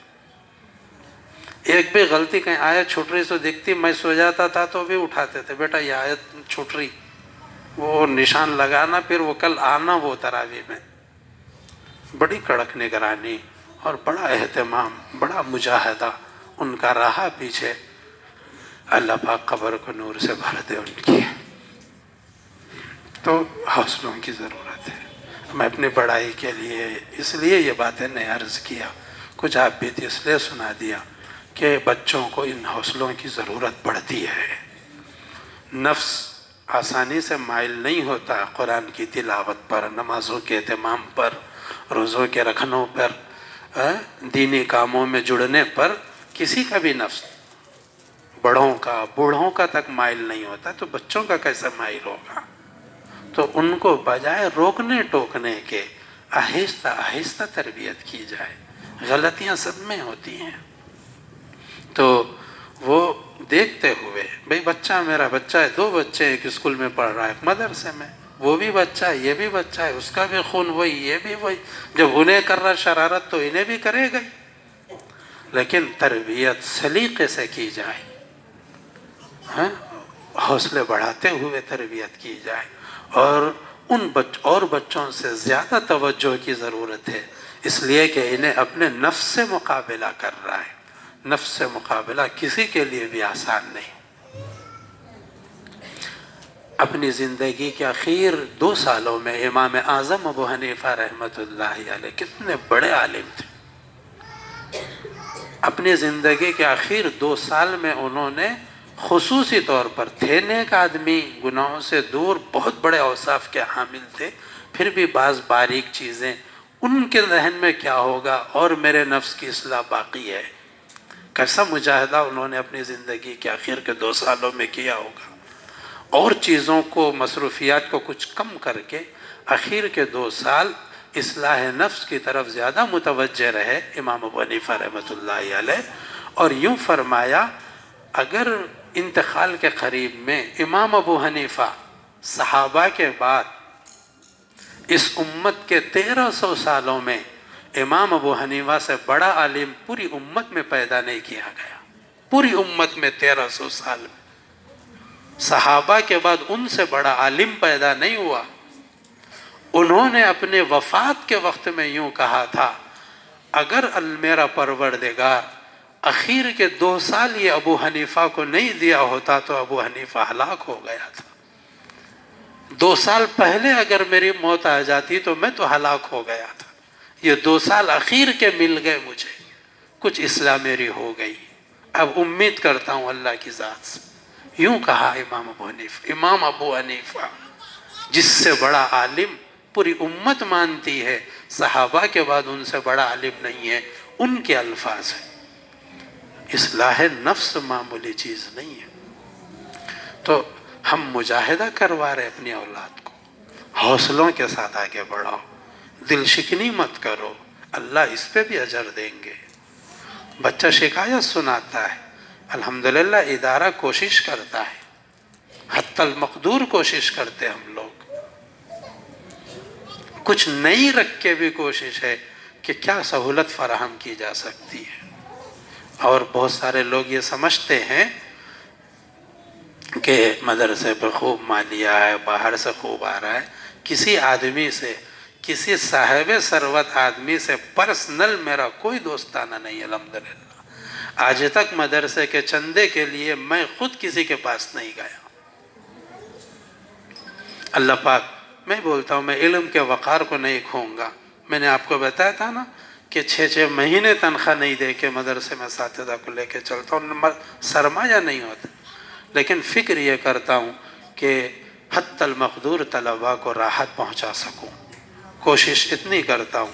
اور جہاں نہتے ہیں، نہیں کیا جا سکتا، وہاں تو مجبوری ہے، طلبا سے بھی معذرت چاہتے رہتا ہوں کہ بیٹا نہیں کر پا رہا ہوں، تھوڑی تکلیف برداشت کر لو، انشاءاللہ اللہ راحتیں دیں گے. بچوں سے بھی بولتا ہوں، لیکن کوشش پوری کرتا ہوں. ایسا نہیں کہ خوب سرمایہ تو لگا رہے ہیں، نہیں، کچھ نہیں رکھ کے کام شروع کرتے ہیں. کچھ نہیں رکھ کے مدرسے کی زمین 5,000 روپے رکھ کے خریدا، 25 لاکھ روپے کی زمین، صرف 5,000 تھے. کہاں سے آئیں گے کچھ عطا پتہ نہیں. اللہ کے نام پہ ٹھیک ہے سودا کرو بالکل. اور وہ تعمیر جو کی گئی تھی کچھ بھی نہیں تھا وہاں پر. مغل پورے سے انہوں نکل جاؤ بھائی، وقت ہو گیا. بولے تو کیسا جانا، کیا کرنا، کچھ بھی نہیں ہے. کچھ بھی نہیں ہے تو نہیں ہے، چلو کام تو شروع کریں گے، اللہ کے نام پہ شروع کریں. تو کوئی کام پیسے رکھ کے یہاں پر نہیں ہوتا. کام شروع کیا جاتا ہے، اللہ سے مانگتے ہیں اللہ یہ کام ہے آپ کروا دیجئے، طلبا کی سہولت کے لیے کر رہے ہیں. ساری مشقتیں جھیلتے رہتے ہیں. اور پیسے رکھ کے کبھی کوئی کام مدرسے میں نہیں ہوا ہے. 1 لاکھ روپے بھی کسی کام کے کرنے سے پہلے 25 لاکھ کا کام کر رہے ہیں تو 1 لاکھ روپے بھی سلک نہیں ہوتا تھا. بالکل خالی ہاتھ رہ کے ہم کام شروع کرتے. اللہ کی ذات پہ بھروسہ. دیکھتے ہیں کہ کیا سخت ضرورت ہے، طلبہ کو دشواری ہو رہی، جی ہو رہی، چلو پاس کر دیتے بل، چلو یہ کام کر دیا جائے، بس ختم.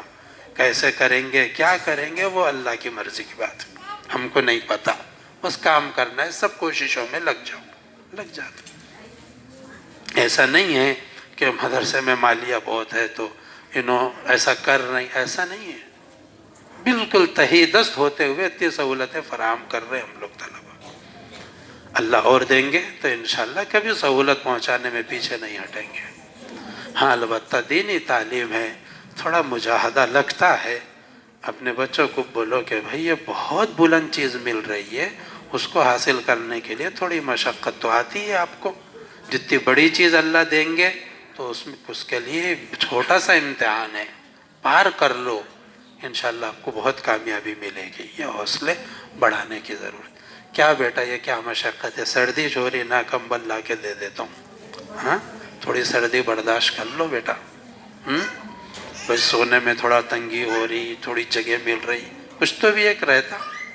ٹھیک ہے بیٹا، بولیں گے، سفارش کریں گے دفتر میں، ناظم صاحب کو بتائیں گے، ذمہ دار کو بتائیں گے، اور تھوڑی آپ بھی ایڈجسٹ کر لو. جب آپ پڑھ لکھ لو گے تو اللہ پاک بہت بلند مرتبے دیں گے. لطیفے کے طور پہ عرض کرتا ہوں، ہمارے استاد محترم ہے حضرت مولانا مفتی سعید احمد صاحب پالنپوری دامت برکاتہم، ابھی بھی دارالعلوم دیوبند کے شیخ الحدیث ہے. وہ بھی بطور لطیفے کے کہتے ہیں، میں بھی بطور لطیفے کے کہتا ہوں. حضرت فرمایا کرتے تھے وہاں بھی دال روٹی ملتی کھانے کو، دیوبند میں بھی 2 ٹائم کھانا ملتا. 2 روٹی دال دوپہر میں ملتی اور شام میں 2 روٹی گوشت کا شروا وغیرہ ملتا. 8 دن میں ایک بار چاول ملتا وہاں پہ. تو حضرت یوں فرماتے تھے اس دوران سبق، دیکھو بچوں، ابھی دارالعلوم جو دال روٹی دے رہا ہے کھا کے گزارا کر لو. تم یہاں سے جب پڑھ لکھ کے چلے جاؤ گے اور کام کرو گے دین کا، تو میں ضمانت دیتا ہوں اس بات کی کہ تمہارا پیٹ انشاءاللہ مرغیوں کا قبرستان بنے گا. حضرت فرماتے ابھی دال روٹی کھا لو، تمہارا پیٹ کو اللہ پاک انشاءاللہ مرغیوں کا قبرستان بنائیں گے تمہارے پیٹ کو. یوں فرمایا کرتا، اور ویسا ہوتا بھی ہے. اللہ پاک نوازتے بھی ہیں. تو وہ سب بہرحال دیکھنا نہیں ہے. کچھ مشقتیں سبھی کو آتی ہے، کس کو نہیں آتی. دنیا تو ہے مشقت کی جگہ. بھائی اسکول پڑھنے کے بعد کیا ملازمت کے لیے مشکلات نہیں آتی؟ سب کو آتی ہے. شادی بیاہ میں مشقتیں نہیں آتی؟ سبھی کو آتی ہے. کیا لوگ کاروبار کرتے ہوئے مقروض نہیں ہوتے؟ سب مقروض ہوتے. سرکاری ملازم مقروض نہیں ہوتے؟ سب مقروض ہوتے. تو اتار چڑھاؤ، بیماریاں سب ہر ایک کو آتی ہے. تو کیا وہ تعلیم، کیا یہ تعلیم اس تعلیم میں بھی آتی ہے مشقتیں، کلفتیں؟ تو وہ برداشت. بچوں کے تھوڑے حوصلے، بس اتنی گزارش ہے کہ ہم لوگ دینی تعلیم کی عظمت کو سمجھیں اور یہ اتنے بے فکر نہ ہو جائے کہ بھئی اللہ نے ہمارے بچوں کو منتخب کر لیا. صرف مدرسے میں آنا انتخاب نہیں ہے، اللہ یہاں سے چھاڑ بھی سکتے ہیں، اور کتنے چھٹے ہیں. اور اللہ سے ناراض نہ ہو، مقدر نہ ہو کسی کا، کیا کیا جا سکتا ہے؟ لیکن اللہ سے ناراض نہیں، اللہ سے مانگو، اے اللہ علم دین کے لیے میرے بچے کو منتخب کر لیجیے. حضور نے فرمایا کہ کوئی باپ اپنی اولاد کو دینی تعلیم سے بڑا کوئی تحفہ دنیا میں نہیں دیا آج تک. اگر کسی باپ نے اپنی اولاد کو بادشاہت کا تخت دے کے گیا تو ٹھیک ہے، دے کے گیا. حویلیوں کا مالک بنایا تو ٹھیک ہے بھائی، باپ ہے اپنے اولاد کے لیے تو سرمایہ چھوڑ کے گیا، وہ دے کے گیا، عزتیں دے کے گیا. لیکن کوئی باپ اپنی اولاد کو علم دین کا تحفہ دے کے گیا تو پھر کوئی اس سے بڑا تحفہ اپنی اولاد کو نہیں دیا. یہ بات حضور نے ارشاد فرمایا. اس کی قیمت کا اندازہ تو بعد میں ہوگا، دنیا بھی ہاتھ سے نہیں جاتی. یاد رکھ لیجیے آخرت ہے. آخرت اس وقت ہاتھ آئے گی جبکہ قرآن کی جیسی عظمت ہے اس حافظ قرآن کے دل میں ویسی عظمت آئے بھی. اب مدرسے میں ہم تو بولتے ہی رہتے ہیں، بعض مرتبہ طلبہ یہ سوچتے ہیں کہ بھئی ان کو تو مدرسہ چلانا ہے، اب انہیں تو بولیں گے ہی نا، تو اثر لیتے ہیں بعض بچے اثر نہیں لیتے اس کا. لیکن وہیں آپ بھی بولنے لگ جائیں، خود ماں باپ حوصلہ بلند کریں، تو جو حوصلہ بچے کو ماں باپ دے سکتے ہیں دنیا میں کوئی طاقت نہیں دے سکتی. ماں باپ کا حوصلہ بڑا حوصلہ ہوتا ہے. بچہ کہاں کا کہاں پہنچ جاتا ہے، خالی باپ 2 جملے اپنے بیٹے کی ہمت بلند کرنے کے لیے بول دیں، وہ بہت بلند حوصلہ ہوتا ہے. تو یہ حوصلے بڑھاؤ، عظمتیں اس کے دل میں بٹھاؤ، بے عظمتی نہ ہو. اگر یہ قرآن کو رسوا سمجھے گا، کم درجے کی چیز سمجھے گا، اللہ پوری مخلوق کے سامنے اس کو ذلیل کر کے بتا دے گی. عظمت والی چیز کو تو عظمت والی نہیں سمجھ رہا ہے، سینے میں قرآن رکھ کے میں تیری کیسے عظمت کراؤں گا میری مخلوق سے. اللہ پوری مخلوق کے سامنے بے حیثیت بنا کے رکھ دے گا. جتنی عظمت ہمارے دل میں کلام اللہ کی ہوگی، اللہ پاک اتنی عظمتیں بلند کریں گے. اتنی کتنے حضرت مولانا علی میاں ندوی رحمۃ اللہ علیہ کتنے بڑے عالم دین گزرے ہیں، نہتے تھے، علم تھا، نہتے تھے. ان کے حالات ایک صاحب ابھی حال ہی میں بیان کیے مسلم پرسنل لا کی ایک اجلاس میں. ان سے ملنے والوں نے وہ شاہبانو کیس میں راجیو گاندھی کو خط لکھے تھے، تمہارا وقت چاہیے. اس وقت کا وزیر اعظم تھا.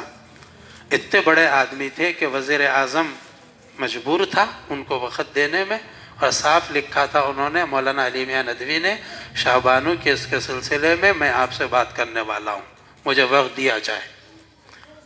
وزیر اعظم نے وقت متعین کر کے اطلاع بھیجی، حضرت آپ کے لیے فلاں وقت متعین ہے، آپ تشریف لائیں، میں فارغ رہوں گا، آپ اس عنوان پہ مجھ سے بات کریں. کون؟ مولانا علی میاں ندوی. کتنا بڑا عالم. وہ رائے بریلی میں رہتے تھے، وہاں سے نکلے تھے اور تار کے ذریعے مولانا منظور نعمانی کو اطلاع بھیجی. مولانا منظور نعمانی لکھنؤ میں تھے اس وقت میں. رائے بریلی سے دلی آتے ہوئے لکھنؤ اسٹیشن درمیان میں پڑتا ہے. مولانا علی میاں نے لکھا مولانا منظور نعمانی کو کہ میں فرصت نہیں ہے مصروفیت کی وجہ سے، ورنہ میں بالراس ملاقات کے لیے آنا چاہتا تھا، لیکن میں فلاں ٹرین سے دلی جا رہا ہوں راجیو گاندھی سے بات کرنے کے لیے اس مسئلے میں، اور ٹرین 15 منٹ رکے گی لکھنؤ اسٹیشن پہ. میں اتنی دیر اس عنوان پہ آپ سے تبادلہ کر لینا چاہتا ہوں، آپ اگر زحمت کر لے اسٹیشن تک آنے کی تو. ٹھیک ہے، وزیر اعظم سے بات کرنے جا رہے، کئی نکات ہے، یہ بولنے والا ہوں، بلکہ دوسرے بڑے عالم سے تبادلہ کیا. تو وہ ٹرین آئی اسٹیشن پہ، مولانا منظور نعمانی اپنے چند ساتھیوں کے ساتھ آئے تھے اسٹیشن، اور فوراً حضرت سے ملاقات ہو گئی. بس اتنی دیر جتنی دیر ٹرین رکنے والی تھی، لکھنؤ بڑا جنکشن ہے، زیادہ دیر رک رہی تھی، تو اس مسئلے پر بات ہوئی. بات ہونے کے بعد میں مولانا منظور نعمانی رحمۃ اللہ علیہ تھوڑا جیب ٹٹولے، بس ٹرین چھوٹنے والی تھی اور آنکھوں میں آنسو آ گئے، آنسو پوچھتے ہوئے. ساتھی دور ٹھہرے ہوئے تھے، بھائی مجھے خصوصی بات کرنی ہے، آپ لوگ وہاں رک جاؤ. دو ساتھی وہاں رک گئے تھے، یہ دونوں آپس میں بات کر رہے، تو بہت بے چین، بہت خوشی خوشی بات کر رہے تھے. آخر کے 1-2 منٹ ٹرین جو چھوٹنے والی تھی، بالکل چہرہ لال ہو گیا، غمزدہ ہو گئے. تو بے چینی کسی کیفیت تھی. دوسرے بھی جو تھے وہ بھی علماء ہی تھے، قریبی لوگ تھے. بے چینی دیکھ کے وہ لوگ پوچھے، حضرت بات کیا ہے؟ تو بے چین آپ گھبرا رہے؟ کچھ نہیں. کہا کہ حضرت رہا نہیں جا رہا، ٹرین چھوٹ چکی تھی. تو حضرت رہا نہیں جا رہا، کچھ بولیے تو صحیح. غم میں کہا کہ کچھ نہیں. حضرت نے کہا تھا کہ دیکھو، وہ تو بات ہو گئی مسئلے پہ. آخر میں کہا کہ دیکھو دلی تو جا رہا ہوں، واپس ہی کا ٹکٹ نہیں ہے. وزیر اعظم سے بات کرنے جا رہے ہیں، علی ندوی، راجیو گاندھی سے. وہ بھی مسلمانوں کے ایک ملی مسئلے پہ، سپریم کورٹ میں اس کا مسئلہ چل رہا تھا. واپسی کا ٹکٹ نہیں ہے، کچھ پیسے ہو تو دے دو، واپسی کے ٹکٹ کے لیے سہولت سے واپس کر دوں گا. مولانا منظور نعمانی بھی پائے کا عالم تھا، ہندوستان کے چوٹی کا عالم تھا. ان کے جیب میں بھی پیسے نہیں تھے، سرد پڑ گئے. کہا کوئی بات نہیں، اللہ انتظام کر دیں گے. اب وہ کیسا انتظام ہوا، کیا ہوا، وہ تفصیلات اللہ ہی بہتر جانتا ہے. لیکن بالکل خالی ہاتھ تھے، لیکن وزیر اعظم سے بات کرنے گئے. کیا طاقت ہے علم کی. اور منوا کیا ہے راجیو گاندھی کو اس کیس میں، مسلمانوں کا جو مطالبہ تھا، منوا کیا ہے، گھٹنے ٹیک کیا ہے. علم و فضل نہتے تھے، لیکن اللہ ایسی عظمتیں بلند کیے تھے. جب حرم کو جاتے تھے حج کرنے کے لیے، جدہ ایئرپورٹ پر سعودی عرب کے حکمراں شاہ فیصل، وہ زندگی میں صرف علی میاں ندوی کے استقبال کے لیے جدہ ایئرپورٹ آتے تھے، اور شاہی استقبال کے ساتھ ان کو جدہ ایئرپورٹ سے شاہ فیصل لے کر کے جاتے تھے، خصوصی مہمان خانے میں رکاتے تھے. ایک دفعہ شاہ فیصل اپنے محل میں لے گئے اور بہت بڑی رقم حضرت کو ہدیہ دینے لگے. کہتے کہ تمہیں کوئی ضرورت نہیں ہے. کہا حضرت آپ مدرسہ بھی چلاتے ہیں، اس کے لیے لے لیجئے. کہا وہ مدرسہ ہندوستان کا، ہندوستان کے مسلمانوں کی امداد کافی ہے. یوں کہا حضرت کچھ نصیحت فرما دیجئے. جب نصیحت کرنے لگے، حضرت علی میاں ندوی نیچے منڈی کر کے اورنگزیب رحمۃ اللہ علیہ کے حالات، دیکھو ایک تم بھی بادشاہ، صاف کہا شاہ فیصل کو، ایک بادشاہ ہندوستان کا بھی تھا جس کی آدھی زندگی گھوڑے کی پیٹھ پہ گزر گئی. جو اپنی ہاتھ سے قرآن لکھ کے فروخت کرتا تھا، اس کی بیوی رات میں بیٹھ کے ٹوپیاں بنا کرتی تھی، اس کی تہجد کبھی قضا نہیں ہوئی تھی. وہ ایسے فاقہ مست انسان تھا، وہ اتنی جنگیں لڑا تھا، اتنا عبادت گزار تھا، اس کے گھر میں بچھانے کے لیے صرف بوریا تھا. ایسے حالات اورنگزیب کے بیان کرے تو چیخیں مار کے رونے لگ گیا تھا شاہ فیصل. تو اس کی فوج آ گئی، وزیر آ کے ان کو اٹھانے لگے. تو شاہ فیصل نے کہا سب باہر چلے جاؤ، سب باہر چلے جاؤ، ان کو جو کہنا ہے کہنے دو. دروازے بند کر کے حضرت کی تقریر ہچکیاں لے کے رو کے سن رہے تھے شاہ فیصل علی میاں ندوی کی تقریر. آخر میں بس شاہ فیصل نے اتنا جملہ کہا، حضرت آپ کے ہندوستان کے بادشاہ اتنے اچھے اس لیے تھے کہ ان کو آپ جیسے علماء ملے تھے، مجھے آپ جیسے علماء نہیں ملے. یوں کہا تھا شاہ فیصل. میں کہنا یہ چاہتا ہوں، یہ امت کا سرمایہ ہے، یہ جو بچے پڑھ رہے ہیں، ان کو بلند حوصلہ دو، ان کی عزتیں بلند کرو. یہ سوچ کے چلو کہ ایک ایک فرد ایک ایک ملک کو سنبھالنے کی طاقت رکھتا ہے اگر اللہ ان کے سینے میں علم بھر دے. پورے جنگل کا ایک ایک شیر ہے، یہ پورے ملک کو لے کے چل سکتا ہے. حکومتیں ہل جاتی ہیں ان کے علم کے دبدبے سے، ان کے علم کی طاقت سے. کوڑیوں کی، سرمایوں کی ضرورت نہیں. जेब में पैसा हो ना हो, ये बादशाहों को ललकारने की अपने इल्म के बलबूते पे ताकत रखते हैं। पिछली तारीखों में ऐसा ही हुआ है। क्या हुआ था? शाहजहां बादशाह था बहुत बड़ा, उनके ज़माने में मुल्ला जीवन रहमतुल्लाहि अलैह आलिम थे और औरंगज़ेब के उस्ताद थे। शाहजहां को किसी ने उल्टी पट्टी पढ़ाई मुल्ला जीवन के बारे में, वो बड़ा गुस्ताख आदमी है, वो आपके कोई अदब उदब नहीं करता है। खुद शाहजहां भी उनका अदब करते थे मुल्ला जीवन का, लेकिन अब बाज़ वज़ीरा चढ़ाने उतारने वाले रहते तो थोड़ा चढ़ा दिए। अब बादशाह का दिमाग तो रहता सातवें आसमान पे, चढ़ा, अच्छा मेरी गुस्ताखी करता है। मुल्ला जीवन रेशम का लिबास पहन के शाहजहां आ गए थे दिल्ली की जामा मस्जिद में खुतबा देने के वास्ते। मुल्ला जीवन मिंबर पे कहते, उतरो, रेशम का लिबास मर्दों के लिए हराम है, कपड़े बदल के आके खुतबा दो। शाहजहां को टोका था, बस तकद आदमी थे मुल्ला जी, मजाल नहीं थी खिलाफ वर्जी की। शाहजहां बादशाह कितना बड़ा था, गए लिबास बदल के आके फिर ठहर के खुतबा दिए। उस पे वजीरों ने उनको चढ़ाया, अरे आपको अकेले में भी तो बोल सकते थे, आपकी बेइज्जती हुई, क्या हैबत बाकी रही, क्या दबदबा रहा, ये रहा वो रहा, बोलते गुस्सा आ गया। बादशाह सलामत को आ गया गुस्सा। बादशाह ने कहा, अच्छा ठीक है, चल फौजियों को बुलाओ और उनकी गर्दन काटने का हुक्म दूंगा।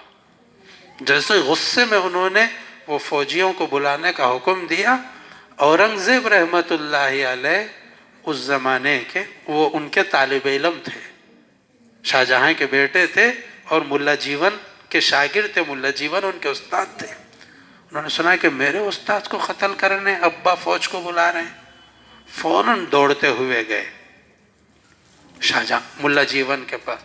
हजरत अल्लाह के वास्ते कहीं चले जाइए, मेरे अब्बा आपको ख़त्म करने के लिए फ़ौज भेज रहे हैं। मुल्ला जी, अच्छा तुम्हारे अब्बा मेरे को मारना चाहते हैं?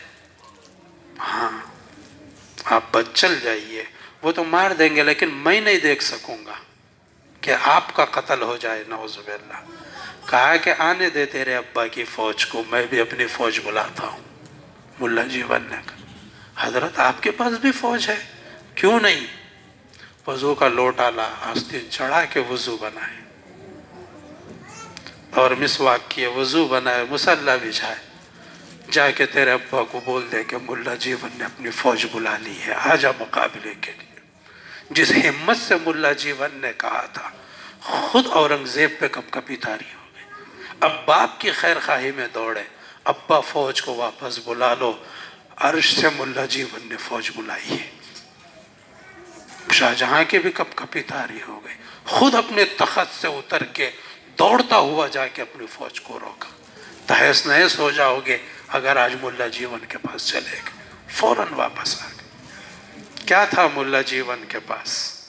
कुछ नहीं था। अल्लाह पाक ने वो ताकत दी थी इल्म के बुनियाद पे कि जामा मस्जिद में बैठ के शाहजहां को ललकारा करते थे, नहीं डरते थे ये लोग। यही तो हैं, यही लोग तो हैं। आज बच्चे हैं, कल अल्लाह पाक हौसले देंगे इल्म की वजह से। तो बहरहाल शैतान उकसाता है, कई बातें बोलते रहते, बच्चे बोलते ही हैं, शरारत करते हैं। हौसले मत हारो, अल्लाह से दुआएं करो कि अल्लाह मेरी औलाद को कबूल कर लीजिए, मेरी औलाद को कबूल कर लीजिए। बस कैसी तड़प थी शाह वलीउल्लाह मुहद्दिस दहलवी को। शाह वलीउल्लाह मुहद्दिस दहलवी हिंदुस्तान के वो मायनाज मुहद्दिस है कि उनसे आगे सिलसिला इल्म हदीस का आगे नहीं बढ़ता। इल्म हदीस का अल्लाह ने उनके पूरे ख़ानदान को कबूल किया था, पूरे ख़ानदान को। एक दफ़ा उनके साहबजादे गालिबन शाह अब्दुल अजीज़ रहमतुल्लाहि अलैह या शाह रफ़ीउद्दीन साहब, मेरा नाम ज़ुहूल हो रहा है, इन दोनों में से कोई एक, इनके फर्जंद, हर एक अपने वक्त का सूरमा बना, इल्म का पहाड़ बना। एक से बढ़ के एक इल्म वाले लोग थे शाह वलीउल्लाह मुहद्दिस दहलवी का ख़ानदान। तो एक दफ़ा किताब का मुताला करते करते ان کے ایک صاحبزادے نے ایک نوکر سے کہا کہ میرے لیے چائے لا لو. تو دیکھ کے گئے تو شاہ ولی اللہ ابھی کے مطالعہ کر رہا ہے، اور اندر آ کے نوکر بولا کہ وہ شاہی خاندان بھی تھا. وہ کہا کہ صاحبزادے چائے کی فرمائش کی ہے. حضرت بولے ابھی تو میں کتاب کا مطالعہ کرتے ہوئے دیکھا تھا، دوران مطالعہ اس کو چائے کیسے یاد آ گئی، ہیبت کھا گئے، تھر تھری کپ اٹھی شاہ ولی اللہ میں. مطالعے کے دوران اس کو چائے کیسا یاد آئی. فوراً مصلی بچھا کر کے اتنا روئے، 2 رکعت صلاۃ التوبہ پڑھ کے شاہ ولی اللہ محدث دہلوی، اے اللہ میرے خاندان کو علم سے محروم مت کر. صرف دوران مطالعہ چائے منگانے پر تڑپ اٹھے شاہ ولی اللہ. اللہ سے معافی، کیا غلطی ہو گئی ہے اللہ، میرے خاندان سے کیا علم اٹھا لیا جائے گا، میرے بچوں کو علم سے محروم کر دیا جائے گا. جو بھی غلطی ہوگی اللہ معاف کر دیجئے، میرے خاندان سے علم کو رخصت مت کیجیے. تو یہ فکر پیدا ہوئی، اس کو مطالعے میں چائے کیسا یاد آئی، اتنی فکر پیدا. پھر پھر اس کے بعد جب اللہ سے صلاۃ التوبہ پڑھ کے دعا کر کے واپس ہو کے کہا کہ اس کے پاس چائے مت بھیجو، گیاس تیل بھیجو. چائے کی جگہ چائے کے پیالے میں گیاس تیل رکھا گیا، تاریخ میں لکھا ہے. اور ان کو کہا گیا کہ حضرت یہ مشروب آپ کے سامنے لایا گیا، پینے کی چیز. اب وہ مطالعہ کر رہے پی رہے، مطالعہ کر رہے پی رہے، اور پورا مطالعہ وہ پورا ہو گیا، ان کو پتہ ہی نہیں چلا کہ میں کیا پیا. اور شاہ ولی اللہ دور ٹھہر کے دیکھ رہے ماجرا. جب ان کو پتہ نہیں چلا کہ میں کیا پیا، جب اے اللہ آپ کا شکر ہے ابھی میرے خاندان سے علم رخصت نہیں ہوا، اللہ کا شکر ادا کی. یہ تڑپ تھی، تو تب جا کے اللہ نے نوازا تھا ان لوگوں کو. تو بہرحال یہ تو اونچی باتیں ہیں، چاہے ہم وہ کیفیت نہ لا سکے، لیکن یہ تو کچھ تو کر سکتے ہیں. کبھی تو رو اپنی اولاد کے علم کے لیے اللہ کے سامنے 2 آنسو بہاؤ. یہ ظاہری نقل و حرکت یہ اپنی جگہ ہے، اور ان کے دل میں اساتذہ کی عظمتیں بٹھاؤ، علم کی عظمتیں بٹھاؤ، قرآن کی عظمتیں بٹھاؤ. کچھ بولتے رہو، کچھ بیٹا کیا سیکھے، کچھ تو بولو، ایک آدھ مسئلہ سنا دو بیٹا بول کے، چاہے آپ کو معلوم ہو لیکن کچھ ان سے سن لیا کرو، اس سے ہمتیں بلند ہو. ماشاءاللہ بیٹا آپ کے وجہ سے یہ بات معلوم ہو گئی، تو کیا ہمارا جا رہا. ہماری اولاد جب سرخرو ہوگی. میرے والد بولا کرتے تھے اکثر کہ بیٹا زندگی میں بس ایک ہی خواہش ہے. وہ اس سے پہلے انتقال ہو گیا، میں پنجم عربی میں تھا، بس ایک عالم کا باپ کہلاؤ، اس سے زیادہ کوئی خواہش نہیں. لوگ بولتے ہیں کہ فلاں مولانا کا باپ ہے. کتنا حوصلہ ملتا تھا مجھے، باپ یہ حوصلہ جب دیتے تھے. بہرحال زیادہ وقت آپ لوگوں کا لے لیا. 10 بجے بلایا تھا لیکن لوگ نہیں جڑے تھے. انتظار میں کچھ تاخیر ہوئی بات شروع کرنے میں. اور دوسری بات یہ ہے کہ جس طرح اور اسکولوں میں پیرنٹس میٹنگ ہوتی ہے، یہ تو اس وقت میں نے صرف گفتگو کی میٹنگ کی جگہ پر، اور یہ دیکھنا بھی چاہ رہا تھا کہ لوگ جڑیں گے نہیں جڑیں گے، اب ہماری بات قبول ہوگی کہ نہیں ہوگی پتہ نہیں، اندازہ بھی نہیں تھا. کیونکہ 10 سال میں نے پہلی دفعہ آپ حضرات کو بلایا. ساری خواتین سے بھی، ماؤں سے بھی جو آئی ہوئی ہے، میں بہت بہت شکر گزار ہوں. آپ تشریف لائی، لیکن جو باتیں اس وقت بولی گئی یہ بہت دیرینہ جو ہے میرے دل میں سلگتی ہوئی باتیں تھی، جو میں نے اس وقت آپ کے سامنے رکھ دی. ان سرپرست جو ہے ماشاءاللہ بہت بڑی تعداد میں آپ حضرات تشریف لائے. اللہ پاک اس کا بہتر بدلہ دے آپ کو. میں بھی شکر گزار ہوں آپ حضرات کا. اور ارادہ یہ ہے کہ سال میں 1-2 میٹنگ کر لیا کریں ہم اس قسم کی. آپ حضرات کی بار بار نہیں زحمت دی جائے گی. ایک بقرعید کی چھٹیوں میں اطلاع بھیجوں گا، اس کے فوراً بعد کی کسی اتوار کو، اور ایک 6 ماہی امتحان کے بعد اس وقت جو بلایا گیا. تو کوئی نہ کوئی مفید بات بچوں کی تربیت کے سلسلے میں، مدرسے کے سلسلے میں بہت سی اونچ نیچ ہوتی رہتی ہے، اور آپ حضرات کو بھی شکایت ہو سکتی ہے. یہ تو صرف میں بولتا ہی چلا گیا، لیکن آئندہ میٹنگوں میں آپ کو بھی کچھ بولنے کا یا کچھ بات کرنے کا موقع، اور ایسا بھی ارادہ ہے کہ اساتذہ جو پڑھا رہے ان کی بھی نشستیں لگا دوں، حفظ الف، حفظ با، حفظ جیم ناظرے میں جو ہے، وہاں پر وہ استاد بیٹھ جائیں۔ آپ کا بچہ جس درجے میں ہے، آپ خصوصی بات اس استاد سے کر لیں اپنے بچے کے بارے میں، کیسا پڑھ رہا میرا بچہ، ان کو بھی فکر ہوگی کہ وہ سرپرست فکر مند ہے، تھوڑی توجہ بڑھے گی۔ تدابیر ہے، کرنی ہے کہ ہم جتنی کر سکتے کر لیں گے، باقی اللہ کی مرضی کی چیز ہے۔ اللہ کس کو نوازنا چاہتے وہی جانتے ہیں، باقی کوئی نہیں جانتا کہ وہ اپنے دین کی دولت کس کو دیں گے، کس کو محروم کریں گے۔ یہ تو اب ہمارا مسئلہ ہے کہ ہم سب کو لے کے چلیں گے، کس کا مستقبل کیا ہے کون جانے۔ اور ویسے ہی جو مرد حضرات میں سے نہیں ہے، کوئی خواتین بات کرنا چاہتے ہیں تو ایک دو ذمہ داروں کا فون نمبر ان کو دیا جائے گا، وہ اپنے بچوں سے متعلق گفتگو کر لے، آپ کو بھی فکر پیدا ہوگی اور سرپرستوں کو بھی، اساتذہ میں بھی فکر آئے گی کہ ماشاءاللہ سرپرست رجوع ہو رہے، بات کر رہے ہیں، فکر دلا رہے ہیں۔ ہاں البتہ بچے نہیں پڑھنے کے لیے تھوڑی بہت مار پیٹ کے سلسلے میں شکایت کرتے رہتے، میں بھی بتاتا ہوں، ایسا نہیں ہے کہ نہیں توجہ دلاتا ہوں، مجھے بھی بولنے کے لیے آپ کو اجازت ہے، پورا حق حاصل ہے، آپ دکھ درد بولیں ہم کو، اور ہم سننے کے لیے بھی تیار ہیں، بولتے بھی بہت سارے پیرنٹس۔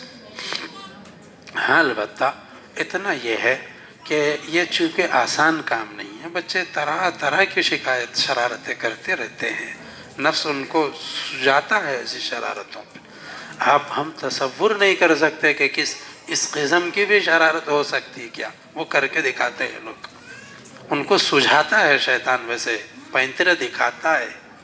تو اب عمومی ماحول قابو میں رکھنے کے لیے کبھی کچھ سزا کی ضرورت پڑ جاتی، ایسے نہیں مارتے، ہم کو بھی اندازہ یہ زمانہ مار پیٹ کا نہیں ہے، محبت شفقت سے لے کے چلنے کا ہے، کبھی کبھی سزا دے دینی پڑتی ہے۔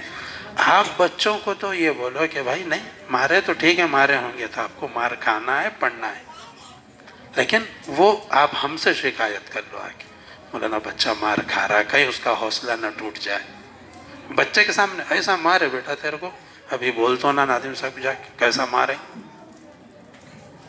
تو ایسا نہیں، اس سے ان کے دل میں استاذ کی بے اہمیتی آئے گی تو ہمارا کیا جانے والا ہے، جب اپنے استاذ کی ناقدری اس کے دل میں آئے گی تو وہ اس کے علم کی محرومی کا ذریعہ بنے گا۔ جیسا کہ میں نے آپ کو بتایا میرے والد کیسے میرے اساتذہ کا احترام میرے دل میں بٹھاتے تھے۔ ایک مرتبہ چھٹی لینے کے واسطے میں والد صاحب کو بولا تھا گھر آنا جی چاہ رہا ہے، ایک دن کی چھٹی مانگو نا آپ، 1.5 گھنٹہ بٹھا دیے مولانا عبدالقوی صاحب ابا کو، اتنا غصہ آیا تھا میرے کو، تو 1.5 گھنٹے کے بعد آئے، جان دے جی پاپا میں نہیں آتا ہوں، 1.5 گھنٹہ بٹھا دیے ایک دن کی چھٹی کو، تو اب ہم ایسے ہی بول دیے نخروں میں، ابا کو اتنی دیر بٹھاتے کیا بول کے، والد صاحب بہت برہم ہوئے، اس میں ایک ایک چیز یاد ہے مجھے، بہت برہم ہوئے، بولے بیٹا یہ عالم دین ہے، ان کے سامنے میرے لیے بیٹھنا سعادت ہے، دنیا دار آفیسروں کے سامنے ہم لوگ ادب سے ٹھہرتے، بیٹا یہ تو عالم ہے بیٹا، میری سعادت ہے کہ میں ان کے پاس 1.5 گھنٹہ بیٹھ گیا، ایسا حوصلہ بلند کرے میرے والد۔ تو ہر بات میں فرضی باتیں نہیں کر رہا ہوں، میں یہ بیتی ہے، بیٹا غیر مسلموں کے سامنے فائلہ لے کے گھنٹہ ٹھہر جاتے ہم سرکاری ملازمت کی مجبوری کو، ہندوؤں کے سامنے چاپلوسی کرنا پڑتا بیٹا ہمارے کو، ایک عالم کے سامنے بیٹھنے کا موقع ملا بیٹا، کیسا بول رہے ہیں آپ ہمارے کو، کہ میرے کو ٹوک دیا وہاں پہ، عظمت بٹھائے، تو آپ عظمت بٹھاؤ، ہم اپنی بڑھائی نہیں چاہتے، لیکن یہ ان کے لیے عظمتوں کی چیز ہو جاتی، اللہ پھر اپنے اساتذہ کی عظمت ان کے دل میں آ گئی تو پتہ نہیں اللہ ان سے کیا کام لے لے آگے چل کے، اس لیے کرنا ہے، ان کے دل میں استاد کی بے اہمیتی مت سکھو، آپ ان کو تو وہیں رکھو، لیکن پھر آگے ہم سے شکایت کرو، بالکل بجائے کر سکتے، لیکن بچے کو استاد کے خلاف میں، ادارے کے خلاف میں حوصلہ مت دو، انشاءاللہ یہ کارگر ہوگی۔ بہت زیادہ وقت لے لیا اور آپ حضرات کو جوڑنے کے ضمن میں ہماری خواہش اور خوشی تھی کہ ہم کھانے کا انتظام کریں، خواتین کے لیے بھی رکھا گیا، بالکل تیار ہے، اور آپ حضرات کے لیے بھی رکھا گیا علیحدہ علیحدہ۔ تو جو ہے محضر جو ادارہ بنا سکا، آپ حضرات کھانا تناول کر کے تشریف لے جائیں، خواتین بھی کھانا کھا لیں اور وہ فوراً جا سکتی، اپنے گھر میں پہنچ کے نماز پڑھ لیں، آپ حضرات کھانا کھا لیں، اس کے بعد آپ گھر جا سکتے ہیں، وہاں گھر کے پاس کی مسجد میں بھی نماز پڑھ لے سکتے ہیں، کھانا کھائے تک یہاں نماز کا وقت ہو جائے تو یہاں پڑھ کے بھی آپ جا سکتے ہیں۔ پھر آخر میں آپ حضرات کا شکریہ ادا کرتے ہوئے اجازت چاہتا ہوں، اللہ پاک توفیق عمل نصیب فرمائے، وآخر دعوانا الحمدللہ رب العالمین، سبحان اللہ و بحمدہ، سبحانک اللہم و بحمدک، نشہد ان لا الہ الا انت، نستغفرک و نتوب الیک۔